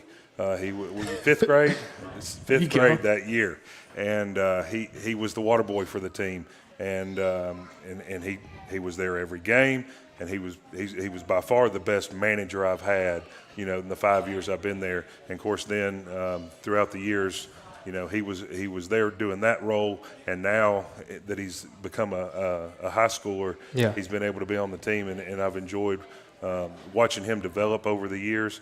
He's a hard-working kid. Like I said, he was cramping up the other night, and it was from just pure going at it Hustle. for 36 minutes because we played 32 and then had to play an extra More. 4. Right. And he's one of those kind of guys I can't hardly afford to take off the floor because of how hard he works and how well he just executes on the offensive end. Well, and you really can't afford to either. No, and when you only got 9, Thin you bench, can't, for sure. Guys, I kind of want to transfer to you now, and especially through last night since I got to watch you play for the first time last night. I'm going to start with you, Eli. Your coach kind of talked about your versatility, and I talked about the spurts of good play that you guys had last night, you had a big thing to do. You had a big part of that. You hit 2 threes back-to-back at one point. Talk about last night's game, your input into it, and how you thought it went. Yeah, man. We came out dry, really. We didn't have the energy we were supposed to, like Coach said. We didn't do the small things right to be able to win that game. That's a very, very beatable team that we could beat, and we will beat them at the end of the season. I will say that. And they were 0-9. They were hungry for a win, right. And we didn't come out like we were supposed to be able to beat that team, and it cost us. So right, and that's the bad. Mm-hmm. Talk about some of the good, because you guys did have spurts. Yeah, we did. We did. I mean, you hit a couple of threes. Dakota had a good game. Dakota had 19 points. He had a really good game. One of his best games of the season so far. Theron, he had good plays, good point guard. I don't know. No, I get it. Yeah. So you had to run the offense some of the time, and so did Theron, obviously the starting point guard. Right. Full court pressure a lot of the night. You seemed like you were scrambling most of the night, trying to break through traps and break through pressure from Battle Creek. Talk about your experience from the game last night, if you can. I'm really kind of used to it now. I've been full court press mostly every game now. Even back in middle school, I've got picked up. I'm kind of used to it. It happened to my brother too. It's hard. Yeah. It is. Yeah. I need help. Yeah, sure. Yeah, and I want to kind of ask, as a point guard myself, I was a point guard in my playing days, what are some adjustments you think you can make from the one guard spot as the season progresses, after you get trapped, after you face a defense that kind of gave you some problems? What are some adjustments you think you can make down the stretch? I got to look up more. I got to analyze the court better, see where my teammates are, and look to go to the middle, not to the sides. Right. Yeah, that's a key. My coach would always tell me, keep the ball in the middle. That way you got outlets to Eli, Dale, and Dakota, those other guys out there, and break that full court pressure. Another question I want to ask, Eli, to you. You know, you said Battle Creek was hungrier. How can Hampshire find that hunger? What motivates? What do you think can be some motivation for you guys going into games like that against a fellow Murray County team? You know, they want to get a dub over somebody from Murray County. Where can hunger come from for Hampshire? I mean, hunger can come from the past 3 years that we've had. Yeah. We've had my past 3 years I've played since my senior year. I've only won one game. Mm-hmm. Being at Hampshire. Right. So the hunger can come from the losses that we've had and the suffering that we've had from the 3 years of just putting the work out there and nothing coming from it. Right. That sounds good. Sounds like good motivation, Lou. Yeah, absolutely. And 2 wins on the season, and that hunger can play a part into Friday night when you play a team that you've gotten a win against this season, Franklin Classical. What do you see from those guys? How did you get a win in the first game, Theron? We played really good that game. Dalen, we just fed him the ball, and he went to work. Nobody was bigger than him. They couldn't stop him in the paint. So, Eli, what do you think about Franklin Classical? Oh, yeah, Dalen was the guy that beat Franklin Classical that night. Yeah. He had 33 points. Nobody could guard him on that team. I mean, yeah, we had other guys playing their role, shooting the shots and then making them, but Dalen had his game, beat Franklin Classical. So, Coach, when these guys talk about Dalen having such a big game, averaging 22 and 6 is what you said so far in this season over the last couple of games. You got to think that Franklin Classical is going to have him circled on the scouting report. How are you going to kind of counter that headed into the game on Friday? Oh, definitely. I'm sure, their coach has been thinking all week, ever since Friday, what can they do to kind of corral him a little bit. Mm-hmm. The other night, they just had no answer for him. Everything we ran, for him was working, and he was finishing. I'm sure they will definitely change their game plan coming up this next week, right, or coming up Friday. the biggest thing is I got to have other guys step up. And I think, you saw a little bit of that Tuesday. I thought Dakota kind of stepped up on the offensive end, made some big buckets for us. I know Eli and Theron both can step up and knock down some shots too. I'm sure we're still going to try to go to him because I think we do have a mismatch down there, but I'm sure there's going to be double and triple teams coming to try to get the ball out of his hands and make somebody else beat him. And it's just up to him to have his head up, find his teammates, and then those guys knock down shots when they get the opportunities. So. Yeah, that is definitely an important thing to make those adjustments as a coach. Guys, I want to come back to you. You both know that Dalen had a huge game. What are you going to change about the way you play? Because, you might have to help him out a little bit more on Friday because, Franklin Classical is going to want to stop him because, Eli, you said he beat the team by himself. So what are you going to do differently on Friday? Be more aggressive. I'm going to play the same, really.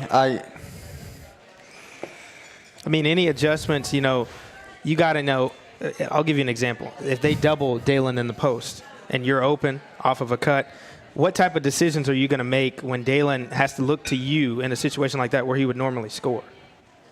I'm going to knock down the shot. Yeah, there you go. Yeah. Simply put, yeah. That's the answer I was looking for. Theron, what about you? Obviously, maybe some double and triple teams coming to Dalen down low, a guy that you'd like to get the ball to, obviously. What can you do differently? Who are you going to be looking to more? You're going to be looking to yourself? What other players on your team are you going to be looking to more to get you guys buckets on Friday night? Really, I'm just going to try and draw them off of him by driving to the bucket, and if it's not there, just kick it out for inside-out three. Hopefully they knock it down. And I need to shoot the ball more. Yeah. But if he's not open, I know my other teammates will help. So, Coach, outlook to the rest of the season. I'm excited. I think, like I said, we're undefeated when we got our full roster. I know we've got some tough games coming up. I'm looking forward to those challenges. I'm looking forward to seeing how the sophomores develop this year, and I'm hoping my seniors step up and be the leaders I know they can be. And I think we've got a good chance. I was watching a lot of film before the Battle Creek game, and of course, I was watching Battle Creek because that's who we were playing. But I was getting to see a lot of the teams that we have down the road on our schedule, like Culleoka and Mount Pleasant and teams like that. And what I see is, and I told the guys the other night, I said, I see a lot of winnable games on the schedule, but I also see a lot of losable games on the schedule, and they're not decided yet, and they're the ones that are going to get to decide the outcomes of those games. The previous years, I didn't feel like we had a lot of winnable games on the schedule. I felt like going in, we may have a handful, 3, 4, 5, 6 games in an entire season that we actually had a realistic chance at winning. This year, I don't feel that way at all. I feel like we've got 10, 15, 20 games on our schedule that we have a chance at winning. Now it's just a matter of us stepping up and taking advantage of those opportunities and stepping up, making shots when we need to, finding the open teammates and doing the dirty work that it takes to get the wins. And looking into the future of this season and then even farther down the line, maybe seasons in the future, you're the head coach. You seem to like the sophomore class a lot. You seem to have some young guys that you think are going to develop throughout the rest of this season and then the next season. Talk about them a little bit. Yeah, we like I said, I got 9 and 6 of them are sophomores. So we have a really large sophomore class for what I would say is, I know that's a kind of a normal class or even a small class for some of the other schools, but for us, but 6 out of 9. 6 in a class is a big group. Yeah. And they've all got potential to do some really good things. I know you guys got to see a little bit of that Tuesday night. And I'm just excited to see how they develop over the next couple of years. And I know we got a pretty good size 8th group coming up too. And I hope that they, will continue to develop just like the sophomore class has to this point. And if they continue to develop by the time they're seniors, I'm excited to see, definitely what they can do. So. Coach, Christmas break is coming up. What does Christmas break look like for you as a coach? Are you guys in any Christmas tournaments? And what does practice look like to keep your players prepared for what comes after the new year? Yeah, we typically don't play in a Christmas tournament. That's kind of, at Hampshire, to me, family time is really important. Mhm. And so we don't usually play in a Thanksgiving tournament. We don't typically play in a Christmas tournament because, to me, those times are for family. Right. And, I try to give the guys a little bit of time off around Thanksgiving break. I gave them 3 days off, which is typical, not what happens in a basketball season when you're going full force. Mhm. But and Christmas time, I will give them some time off too. But because we've got a big gap in between when, I think our last game in December is like on the 19th, and then we won't play again until, early January. So we've got a 2-week period there where we're not playing. The big thing is after that 19th game, it's going to give us some time to evaluate where we are, look at changes that we could possibly make, strategies we may need to change, and have time to implement that in that 2-week period before we get into district play, which is in reality is really all that matters. I tell them, these preseason, I call them preseason games almost.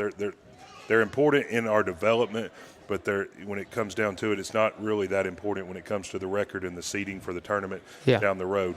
But hopefully we can take these games, develop, figure out what we need to get fixed, and then take that Christmas break period and really iron in and focus in on what we need to do to get better to win the games that we need to win down the stretch. Sounds like a plan. Thank you, Hampshire, for joining us up here on the panel. Lou, send us to break. Yeah, man. Hey, Coach Tyree, Theron, Eli, we really appreciate you guys being on Murray County Public Schools Sports Zone. Got to see you last night. Liked what I saw. Excited to see you throughout the rest of the season. We appreciate it. This is the Murray County Public Schools Sports Zone, home cooked by Puckett's Restaurant. We'll return in just a moment after these messages.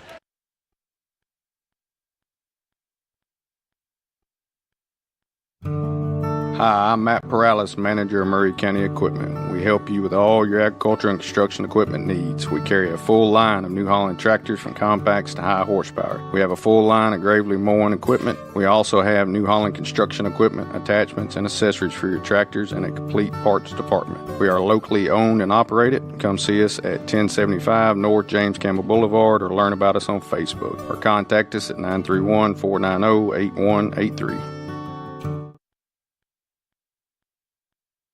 Mezcal Cochina Mexicana. Delicious food and amazing service at an affordable price. Mezcal Cochina Mexicana. Located off of Nashville Highway in Neapolis, near Spring Hill High School. 2504 Care Lane. Authentic Mexican cuisine. Full menu. Family dine-in. Takeout. Delivery. Offering the best cocktails in the area. On the rocks or frozen, pair your meal with our famous margarita. Don't forget, Mezcal Cochina Mexicana for your next meal. Check us out on Facebook. Visit Mezcal Cochina Mexicana today. Proud supporters of the Front Porch Sports Network.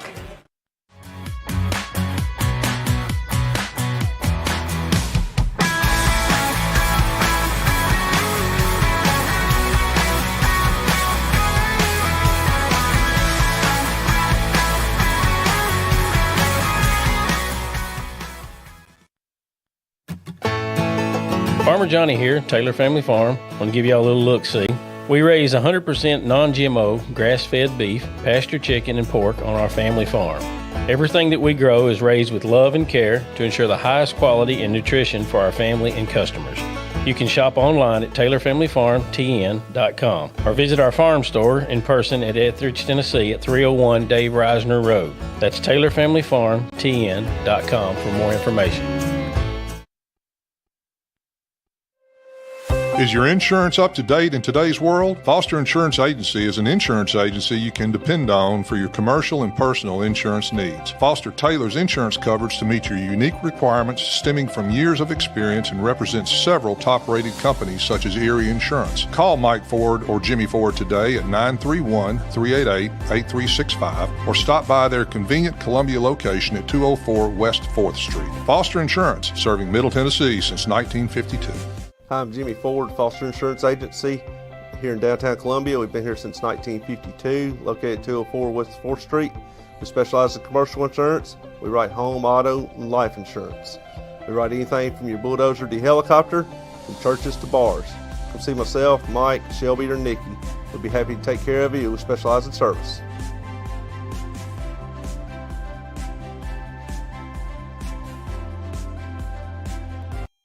Some people are just obsessed with their lawns. They'd cut their grass with a pair of scissors if they could. Thanks to Gravely, they don't have to. You see, Gravely makes not only the best built and most comfortable lawnmowers, they also leave your house looking like a doggone country club. So whether you're a commercial landscaper wanting the best or just a perfectionist homeowner, you can't do better than a Gravely. See our full line of Gravely products at Murray County Equipment, 1075 North James Campbell Boulevard in Columbia, Tennessee, or check us out on Facebook.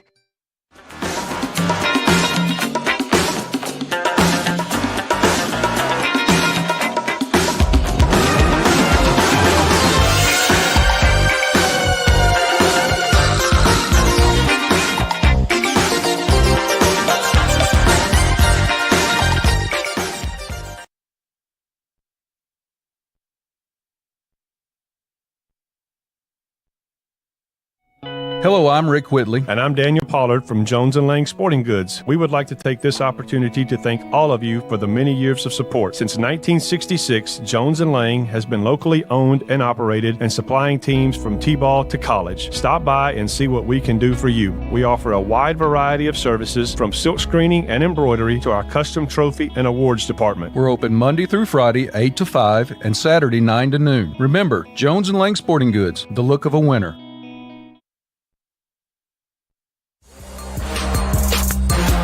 Columbia, your Love's travel stop just got a whole lot better. We've modernized our space at 1624 Bear Creek Pike at exit 46 to bring you more of what you want with fuel discounts, additional food offerings, and everything you need to hit the road with ease. Come say hi at the remodeled Love's in Columbia. We thank you for allowing us to be a part of your community. Safe travels. Discover Prime and Pint in downtown Columbia, where great food meets great company. Join us for weekly specials. Tuesday is Texas Tuesday, with a rotating menu that gives back to local causes. Wednesday is half-off burgers and pints all day long. And on Thursday, don't miss our prime rib dinner carved fresh by our chef. Make your night memorable at Prime and Pint, 105 East 6th Street, Columbia. Prime and Pint Butchery and Public House. Is your internet slowing you down? It's time for an upgrade. Whether you're at home, working from your home office, or at your business, it's time to unleash the speed you need with speeds up to 1 gig at CPWS for as low as $70 a month. Give us a call, 931-375-7777. Local service, local support, CPWS.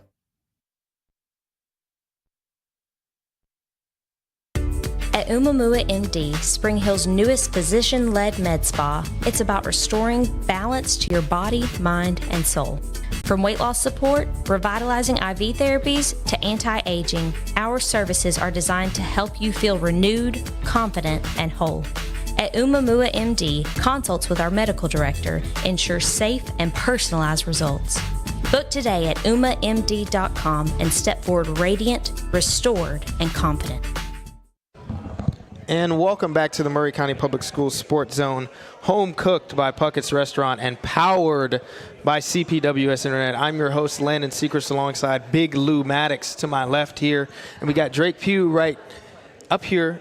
He's getting here. He's getting set. We got Drake Pugh up here on the panel, helping us out with tech, audio, and doing a little talking. It's time for trivia. We got 2 trivia questions. For those who don't know the rules, you got to come up here, give me the right answer, and you can walk away with one of these 2 bags. So, without further ado, the next trivia question on the docket, and all of these trivia questions are basketball related, or at least I try to keep them basketball related. So, trivia question number 1, or number 2 for the night. How many total teams are in the WNBA? How many total teams are in the WNBA, the Women's National Basketball Association? How many teams are in the WNBA? I see a signal back there, and that is incorrect. That is incorrect. Was that 9? It is not 9. It is not 9. I see a 15 signal. It is not 15. We've got a 10. It is not 10. We got a 10 from over here. It's not 10. It is not 10 either. How many teams are in the WNBA? If you know the answer, just come on up. Yeah. Come on up. Tell us. Here we got somebody coming our way now. We got somebody coming. All right. Let's see what he thinks. It's not 10. It's not 9. Come on. It's not 6'7". Tell us your name. What's your name? What? Yes, it is 13. It is 13. He was thinking about him right there. See, hey, congratulations. We had another one who was coming up here, and he was going to say 12. The number of teams changed because the WNBA just added an expansion team in Golden State, the Golden State Valkyries. So it's now 13. Wow. 13 an odd number. Yeah. They're going to add more. I think they're adding Toronto, Portland, and another team. 3 more teams. But not Nashville. Those out there, please advocate for a WNBA team in Nashville, please. I'm cool with it. Please do. Question number 2, trivia question number 2. This is a little international flavor. Drake, I try and add a little international flavor. You certainly do. We had a foreign exchange student on the panel for Battle Creek football earlier. Yes, we did. And we had his mother reach out to us, and she said, hey, I'm viewing from here. So I wanted to add a little international swag. As someone who's been out of the country myself, I have friends from all over the world. So this is an internationally related basketball question. Which country is Victor Wembanyama from? Don't yell it out. Which country? Don't yell it out. You got to come. Here comes somebody. He almost had the first one. He's back. Give us your name. He's back for part 2. We got Jay. France. Yes, he is from France. He is from France. For a bonus, do you know where in France? What city? I don't know how to pronounce it. Try it. No attempt.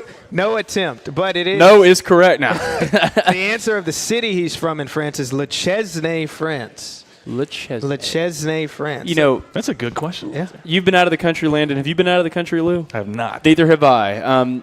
My girlfriend lived in Italy for several years while her dad was in the military, and my dad served in Iraq. Mm-hmm. And he and my brother went over to Bulgaria this past year. Yeah. Just for the heck of it.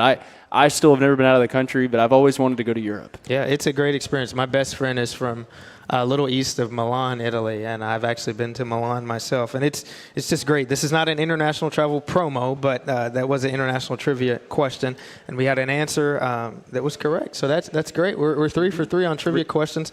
Let's talk a little bit about more about the game of the week and what we try and do with the game of the week. We will be at Columbia Central versus Marshall County this Friday for Carver Smith Legacy Night. And Drake, where will you be? Tell the folks where I will be at Culleoka Unit School for their homecoming. Yeah. So talk about the homecoming, Drake, and what it means to you, and maybe some things they can expect from you on the broadcast and your mates down there. Well, homecoming for Culleoka is it's a little bit different because they don't have a football team. Right. They need a football team. We've all been saying that for years. Right. But they don't have a football team, so this is their homecoming. They don't do the typical like homecoming coming home thing. It's just homecoming during basketball. So they'll have the homecoming king and queen awarded that night on the court.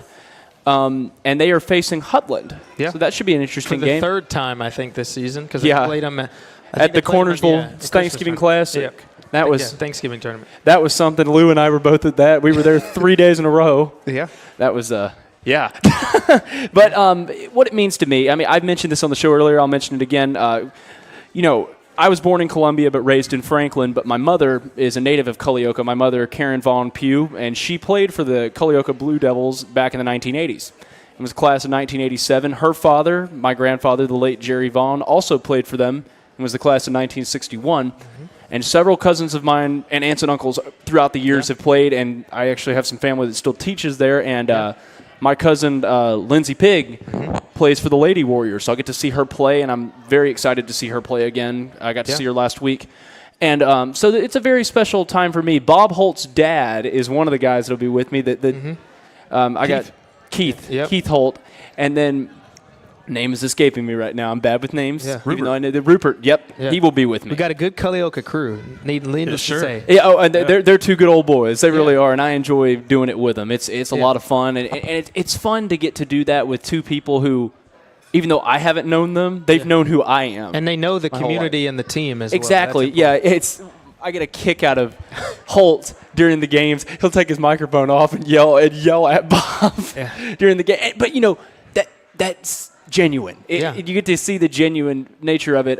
Clayton. That tells you as well, even though that's his father commentating the game, there's no bias there because he's getting frustrated with his son. Yeah, exactly. On the court.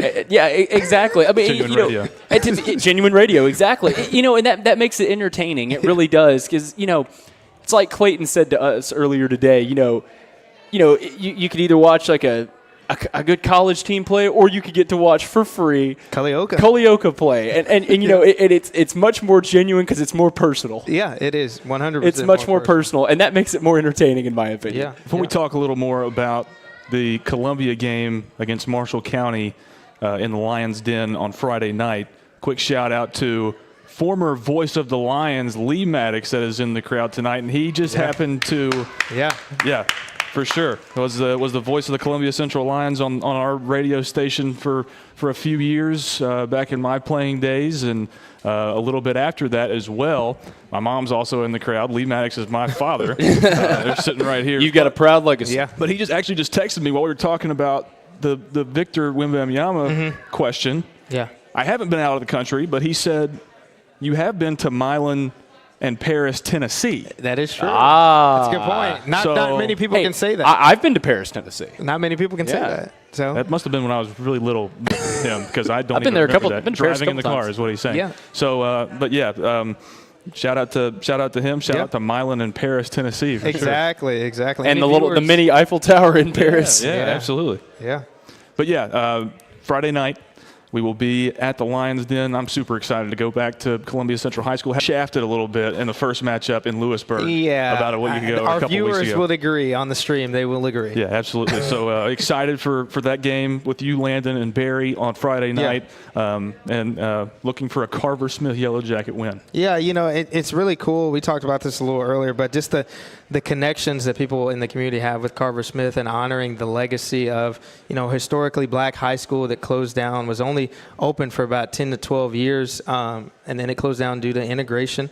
But still honoring the legacy, not forgetting about it. I know my grandfather played basketball at Carver Smith, was a 1961 graduate, Jake Cummins, and I know of him, and know everything that he did on the basketball court. Was really talented. And it's important for other people to know in the community about people, not because he's my granddad, but other people that played and were athletically talented and gifted in many other ways, even beyond the court. We can't forget about schools, like you said, Drake, that don't exist anymore. Fountain Heights being another one. My great-granddad, the late Hardison Thrasher, he played there, and I had several other family members that went to that school, too, before it shut down.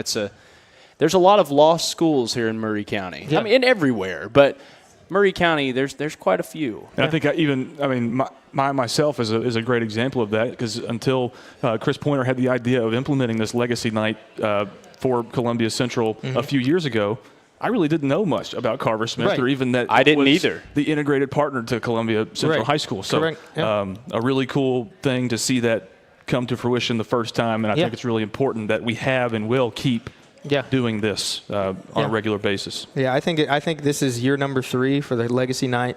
I remember the first time my parents, they told me, hey, they're doing something that's honoring Carver Smith High School. And I was like, really? That's really neat, because, I heard about it. I know the Carver House currently is still here. The building is still there, but I didn't really know much about Carver Smith High School other than my grandfather and some of my other family members going to the school. But to see what they do and honor the people that are still living, this is not black and white stuff. This is, color pictures, and we got actual photos. You'll see all that if you come to Columbia.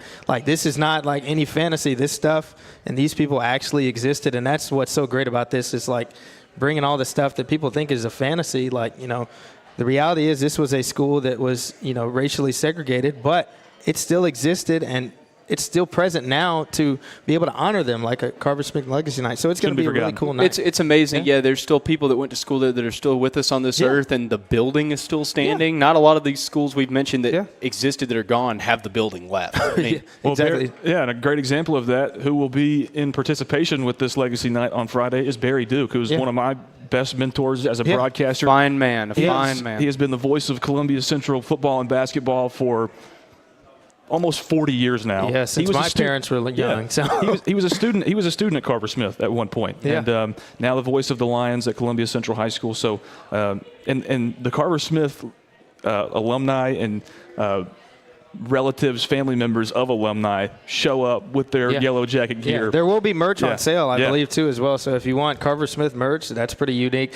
Please get some on Friday night. Yeah, absolutely. That'd be cool. Absolutely. Drake, talk about the Player of the Week poll. That it looks like it's going to close within the next 20 or so minutes, talk about some of the candidates that we have. And if you haven't voted, if you're listening on 101.7 WKOM or watching live, please go make your vote on Facebook right now. Drake, who can they vote for? All right. So for the boys team, we have on the poll Dalen Sims from Hampshire Unit School, averaged 22.5 points per game, 6 rebs, including 33-point performance against Franklin Classical.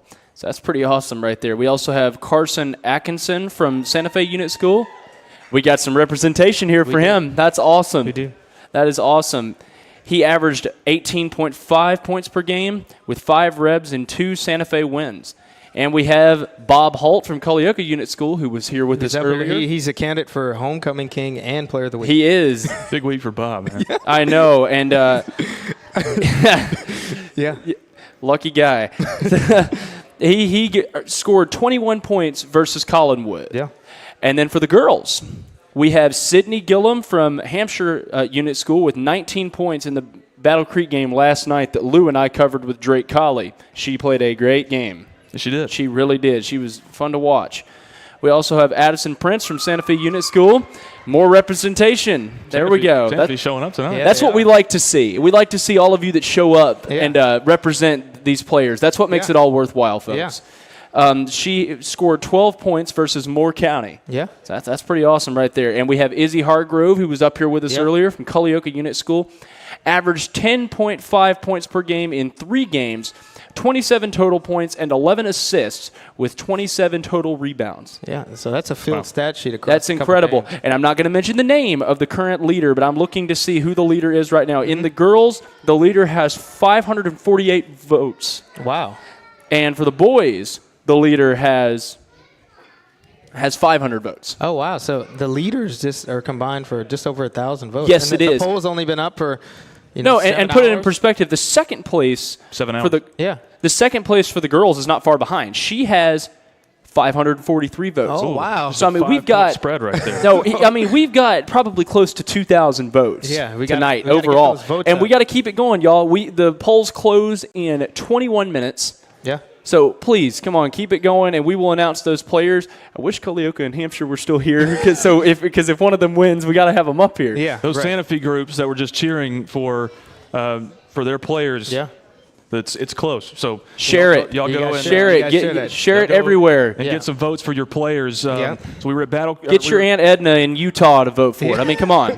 We were at Battle Creek last night. We'll be in Santa Fe tomorrow night. We'll also be at Culleoka on Friday night, as well as at Central on Friday night. We got 3 more games this week. We'll have Santa Fe up with us next for the final segment of our show. We appreciate everybody for tuning in to the Maury County Public Schools Sports Zone, home cooked by Puckett's. Really appreciate Puckett's for giving us the venue for tonight's show and the venue throughout all the sports shows throughout the season.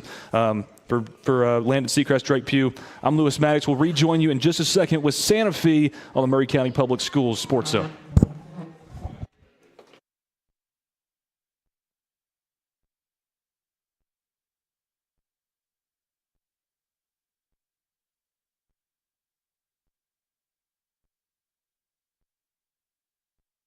Discover Prime and Pint in downtown Columbia, where great food meets great company. Join us for weekly specials. Tuesday is Texas Tuesday, with a rotating menu that gives back to local causes. Wednesday is half-off burgers and pints all day long. And on Thursday, don't miss our prime rib dinner carved fresh by our chef. Make your night memorable at Prime and Pint, 105 East 6th Street, Columbia. Prime and Pint Butchery and Public House.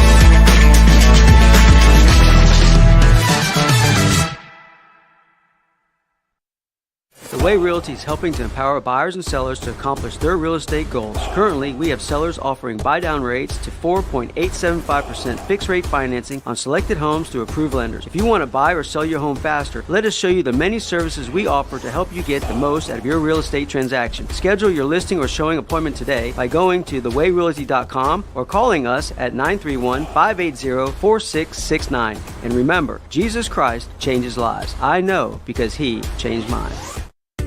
At Umamua MD, Spring Hill's newest physician-led med spa, it's about restoring balance to your body, mind, and soul.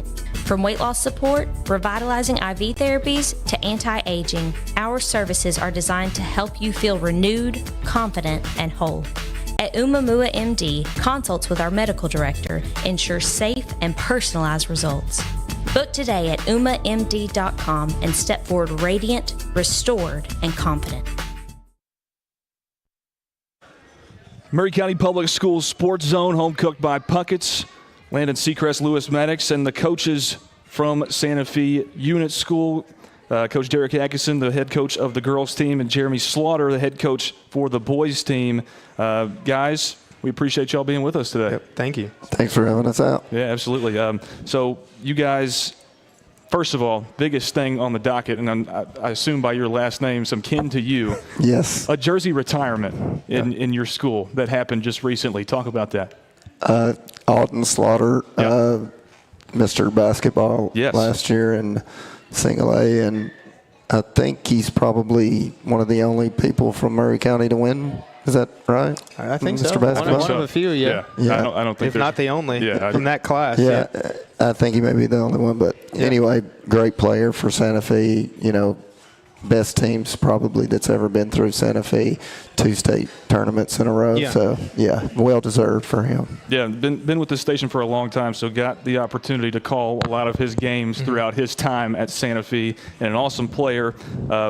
One of his kin as well, Jack Slaughter, is one of your players now. Yes. Kind of talk about him a little bit, because I know he was a big part of those teams with Auden in the past too.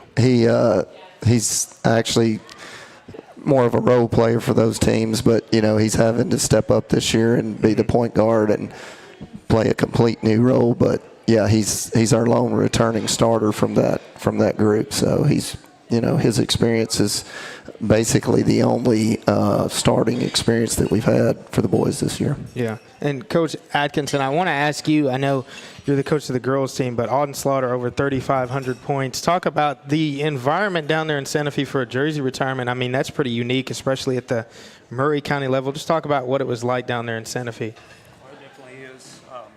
Just having the fans come out and support the teams and just everything they've done for everybody these last, several years. I was fortunate enough to help them out a couple years ago. My son was Macon Atkinson and played with them. And they're now getting to play college ball together. Yeah.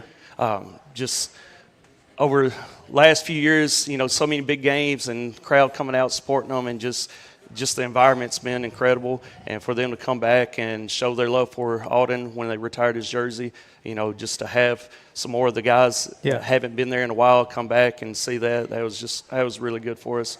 And hopefully we can get some stuff going again to keep the crowds in the seats. Right. Tremendous. Yeah, and absolutely, Coach Atkinson. Kind of want to get into your season a little bit. Talk about the wins, the losses, the outlook of your program as you're at the helm of that. We've struggled here lately. We had a couple wins earlier in the season. Started off the season with a good overtime game where we come up a little short against Cornersville, and then we had a rough game against them last night. We're battling through a little bit of injury right now, so I had a key player not play a lot of the game, and it really factored into the game. But we're trying to find our place right now and trying to get some chemistry. We've got a lot of young players having to step up. So, like I said, we've got a lot of work to do, but hopefully we'll get going in the right direction. Yeah, and speaking of in the right direction, that could start tomorrow night against Fairview at home. I'll have the play-by-play call for that on 101.7 WKOM in Santa Fe tomorrow night. Preview those guys, and you've already gotten a win against Fairview this season, 49-42, like you said earlier in the season, but you're meeting them again. Talk about what they do well and how you'll attack that. Last time, we got after them early in the game. We actually held them without scoring the first quarter, and we got up early on them about 20-something points. And they started pressuring us. got into us really hard, trying to jump man-to-man against us, and we had a few turnovers that, allowed them to get back in the game some. So this time we want to get up on them and just keep the pressure on them and hopefully take care of it early and not let them get back in the game. We've had some players on our panel this season from your team already on the Murray County Public Schools show, Home Cooked by Puckets, but Nora Kate Butt and Addison Prince, obviously. I remember Nora Kate from calling some games for the Santa Fe girls in years past. Obviously a really good player. Talk about those two a little bit. Nora Kate, she's, our lone senior this year. We're really just getting her, being a leader on the team, trying to get after it. She's offensively, she's been one of our top scorers. She's one player that can go a little bit inside and out. So we got her, and then Addison, which is here today. She'll be up here in a minute to talk to you. Addison's a sophomore on our team that she's had some really big games for us as a freshman this year. She's starting off, had a few games where she's got it going, but got a lot of, expect a lot out of her, and I expect, her to really get going here in the next few games. And Coach Slaughter, going to your guys' team, they're 5-2 right now. Is what we've got. Suffered one of those losses last night at Cornersville, 48-46, a close one. Talk about your season so far. What's gone right? What went wrong? Well, obviously not a whole lot went wrong against Cornersville last night, but a 2-point loss, obviously one that was right there that you guys could have grasped. For sure, definitely disappointed in our effort in that game. We had many chances. When you get a game and it comes down to the last shot, and we had a chance to tie and send it into overtime. Everybody wants to look at the last shot, but there's 50 other possessions that you can, change things. Yeah. And we didn't do what we needed to do defensively, and we didn't share the ball like we needed to earlier in the game. So, hopefully it's a learning experience for the boys. We've had success this year. They've had success previous years, but, our margin of error, and I've told them this, is like I believe we can beat anybody if we play our game, but in the same aspect, if we don't show up, anybody can beat us. And so maybe that's a lesson we learned last night. And you say that you think you can win every game, and that's a great mindset to have. What is the identity of the team that makes you able to win every game that you play in? I think that we have pieces that fit really well together. We have, everything that you need for a team. We have good ball handling. We have good shooting. We have a good scorer. We got, my big source of pain right now is defensively we're not where we need to be, but we have the ability to be. Like I said, we have one returning starter. The rest of them have, gaining experience, and as we gain experience, I expect us to get better. Thursday at Fairview, that's tomorrow night. It'll be on these airwaves tomorrow night. Talk about them. What do they do well?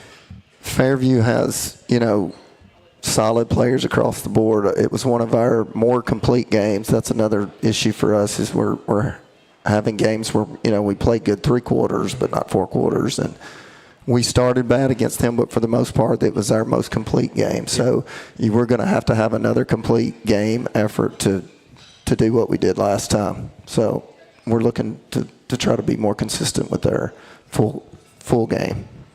Yeah. And Coach, talk about your Player of the Week nominee, Carson Atkinson, 18.5 points a game, 5 rebounds, and 2 of those Santa Fe wins. Where does he fit into that as far as your outlook of the team? And, is he a scorer? Where do you rely and count on him for? The best thing I would say about him is he fits wherever you need him to. He's our Swiss Army knife. He's our, top defensive player. He's rebounds. He defends.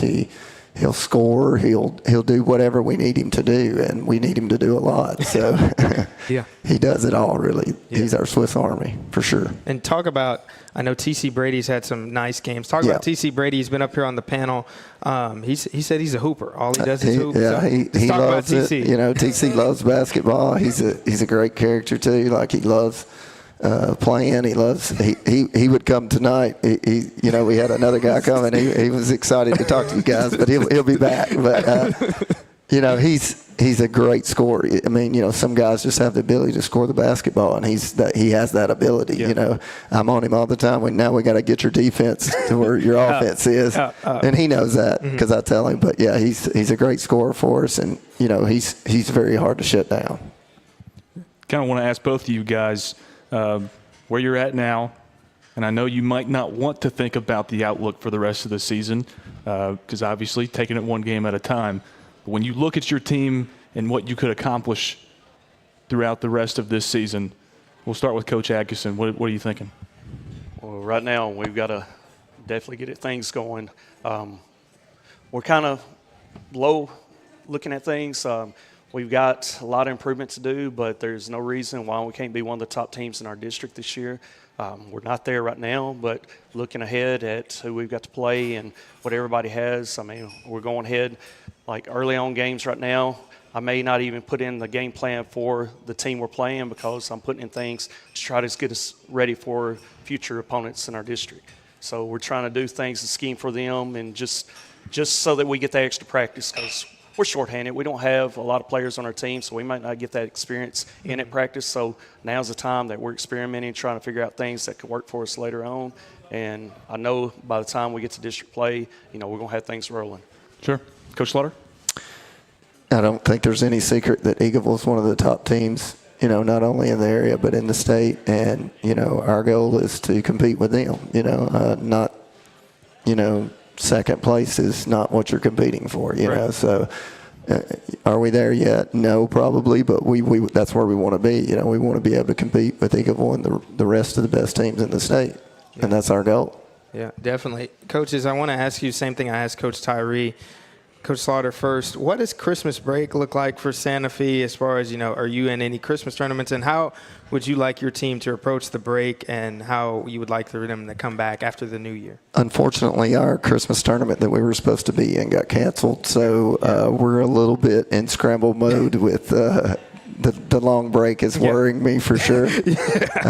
But we'll put something together. Yeah. We'll keep them active, and we'll make sure that they're hopefully not too rusty when we get back from the break. But enjoy your Christmas and all, but enjoy it while we work out some too. Sure. Right. Coach Atkinson? Yeah, we'll travel to Perry County the week of Christmas. Yeah. But then we'll be off until we have a game before our district game. We'll come back, I believe, on the 5th of January, and we'll play a non-district game and then turn around and play a district game the next day. So we've got some practices scheduled over the break just to get players in, get some rust off of them. But, unfortunately, we were wanting to have that, couple of games during that week off. But it got canceled, and it was hard filling that spot. And quickly, yeah.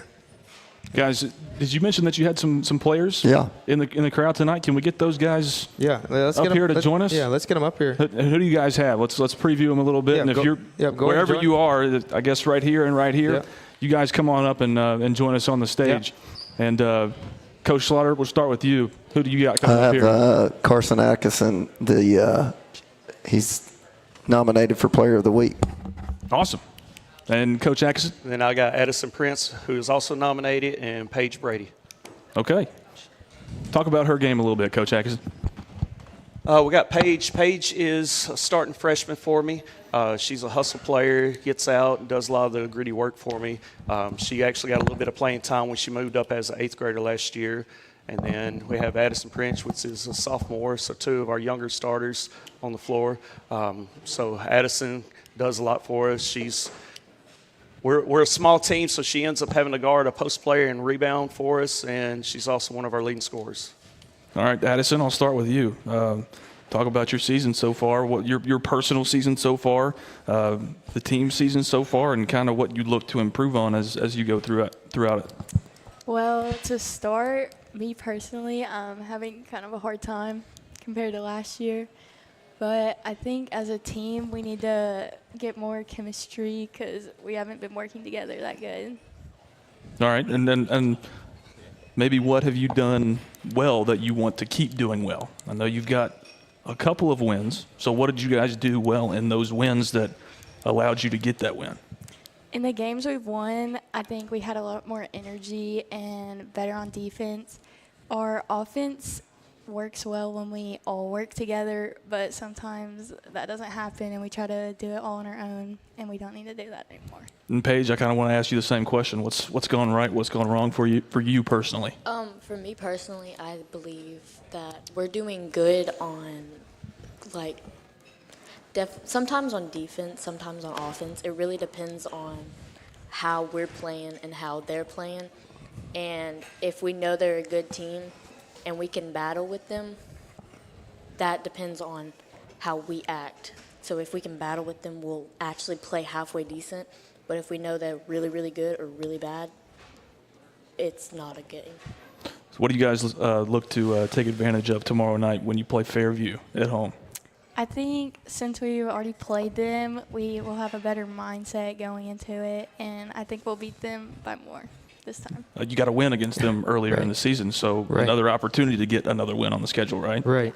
Paige, what about you? What do you see with Fairview? I believe with Fairview, they're not very good on ball handling. So if we just go up on defense, it'll be a good game. An opportunity to take advantage of some fast breaks maybe, huh? Hopefully. And we're going to get Carson mic'd up here on the end. I'm going to give you my mic. Lou, hit him with some hard questions. Okay, I can definitely do that. So we got Carson Atkinson here. We'll try to get his microphone set up. Yeah, there you go, Carson. Okay. So Carson, you're up for Player of the Week this week. Talk about what you've been able to succeed in doing this season with your basketball team. What I've been able to succeed with my basketball team is just being able to do whatever is needed to win, just whether it's defensively or offensively, rebounding, just whatever is needed. Okay, and you're 5-2. You've got wins against Fairview already, and it was a pretty big win. What do you look to do? Obviously, they're going to have some scouting reports on you guys since they've already played you once this season, and you beat down on them pretty well. What can be different this time, and what do you guys look to do against Fairview tomorrow night? For Fairview, we need to play a complete game. We can't go down in the beginning. We need to play a complete game, and don't even give them a chance of feeling like they can win. What would be a thought from your head coach to Mr. Atkinson over here? For tomorrow night's game. He's really got the message already, so he gave a good answer. Awesome. That's exactly what we need to do. Make a case for yourself on why people should vote for you for Player of the Week tonight. I just believe that I played a great role in how we won our games, and just the community has. Man, you really have stumped me on this. No, you're totally fine. Landon told me to ask some hard questions, but no, you're absolutely good. Talk about some things that maybe you guys can improve on as the season goes on. Just defensively, we need to be locked in at all times, play a complete game, work together well, swing the ball, and share the ball as much as we can. Okay. Landon, I think we got what we need from these guys right here. 8 p.m.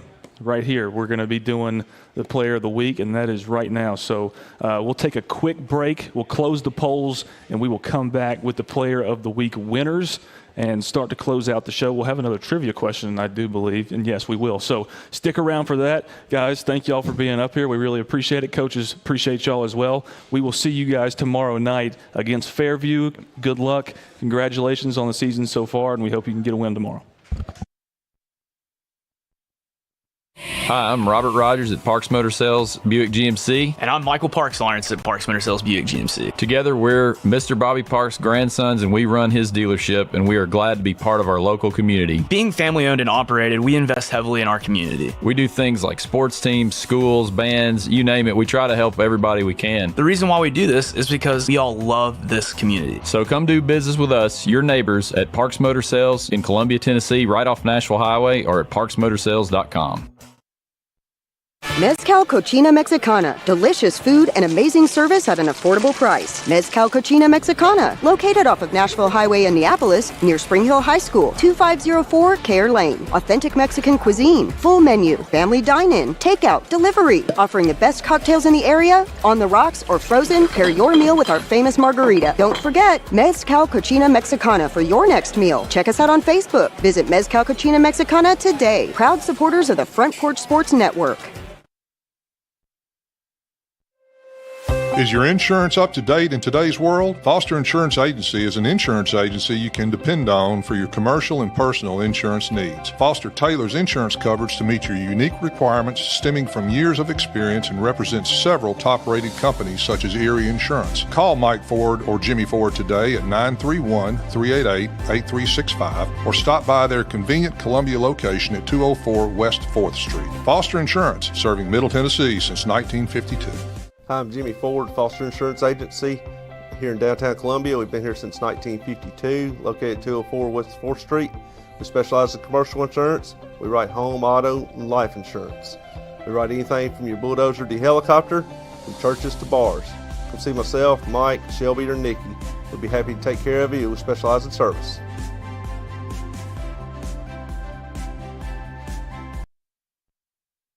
And welcome back to the Maury County Public Schools Sports Zone, home cooked by Puckett's Restaurant and powered by CPWS Internet. We just had Santa Fe up here on the panel. We got to hear from Coach Atkinson, Coach Slaughter, and a couple players. Lou, you'll be at the game tomorrow. And talk about the little dynamic, a little theme that we've got for the game tomorrow. It's county versus county. Talk about that. Yeah, Maury County versus Williamson County tomorrow night.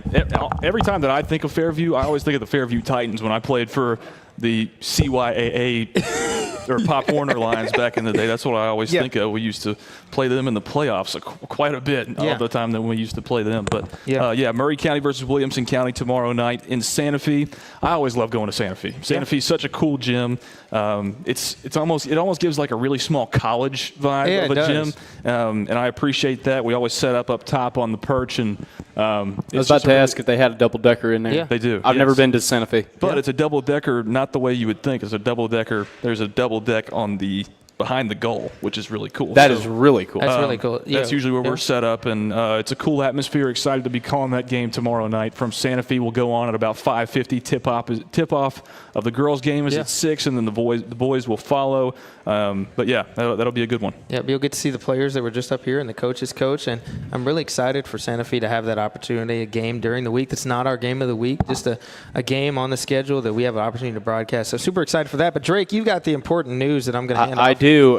You got to break some news here. Before we break this news, I want to say too, everyone who's on the show, please try your best to stick around to the end of the show, because if you leave early and you are Player of the Week, you don't get to hear it. And the Players of the Week, you're rewarded a Puckett's gift card, and I need to hand that off to you on behalf of Puckett's if you are here. If not, we will get it to you. Yes, Drake, we so will. Without further ado, announce those. All right, we're going to go ladies first. The winner of the Girls Player of the Week is Izzy Hargrove from Culleoka. Izzy was here earlier. I think she has already left, unfortunately. Yes, she has. Dang it. So we'll try to get that to her. We'll get your gift card to you. We'll get it to her. I believe she had 594 total Yes, votes. she did. She was, they were fighting hard on there to get her, and that's awesome. Between first and second place in the girls' poll, I think it was about 15 or so votes. And tight race. I could give it to her on Friday at the game, snap a picture with her for the IG. Yeah, tight race. Perfect. And we'll have a nice graphic for you. So, Izzy, if you're still watching, or anybody down in Culleoka, Izzy, your graphic will be shared, and we'll get the Puckett's gift card to you at a later date. Congratulations. All right. And the winner of the boys' Player of the Week team with a total of 508 votes is Carson Atkinson, Santa Fe. Who was just here with us. Yeah, we just had him on. Carson, come on up, man. Yeah, congratulations. Congratulations. Come on up. We'll give you your swag, and we want to get a photo with you before the night's over. On behalf of Carson, I want to apologize to Carson. That was a miscount. I want to apologize. Oh. I want to apologize. No, you still won. Yeah. No, I want to apologize. The actual Player of the Week for the boys is Dalen Sims of Hampshire. I apologize. On behalf of Carson, we appreciate you, Carson, but the winner is Dalen Sims, 33 points in a... Was Dalen wasn't here tonight, Dalen was not here. Dalen was not here. Apologies to Carson on that and the misannouncement. That is completely on us. But congratulations to Dalen Sims from Hampshire. And congratulations, Carson, for being nominated. It's still a huge deal to be nominated. That's a huge deal. Congratulations to you. Huge deal. So I think that's a wrap, guys. Tell them where we will be tomorrow and Friday and for the rest of the week. Folks, tomorrow night we will Lou Maddox and I will be coming to you live from Santa Fe as they face off. Who are they facing again? They'll be hosting Fairview tomorrow. I believe night. Fairview's the Yellow Jackets as well, or something. Oh, the Hornets. I'm not sure. I'm not sure. It's not important. It's not important. Santa Fe's the Wildcats. That's the important one. It's not important. Yeah, we got Lee Maddox giving us a 6-7 out here. And then on Friday, Drake, where will you be? Friday, I will be at Culleoka for their homecoming as they face off against Hargrove. And then Huntland. Hargrove is another the Player of the Week winner. Drake. Oh yeah, that's right. Y'all, there's a lot of names and a lot of H's in this. Yeah. We're tired, y'all. It's late. Yeah. And these guys here will be at Central on Friday night for Legacy Night for Carver Smith. Yeah. So, ladies and gentlemen, that is going to be all for us. For Lou Maddox, Landis Seacrest, I'm Drake Pugh with the Front Porch Sports Network signing off. We'll see you next week.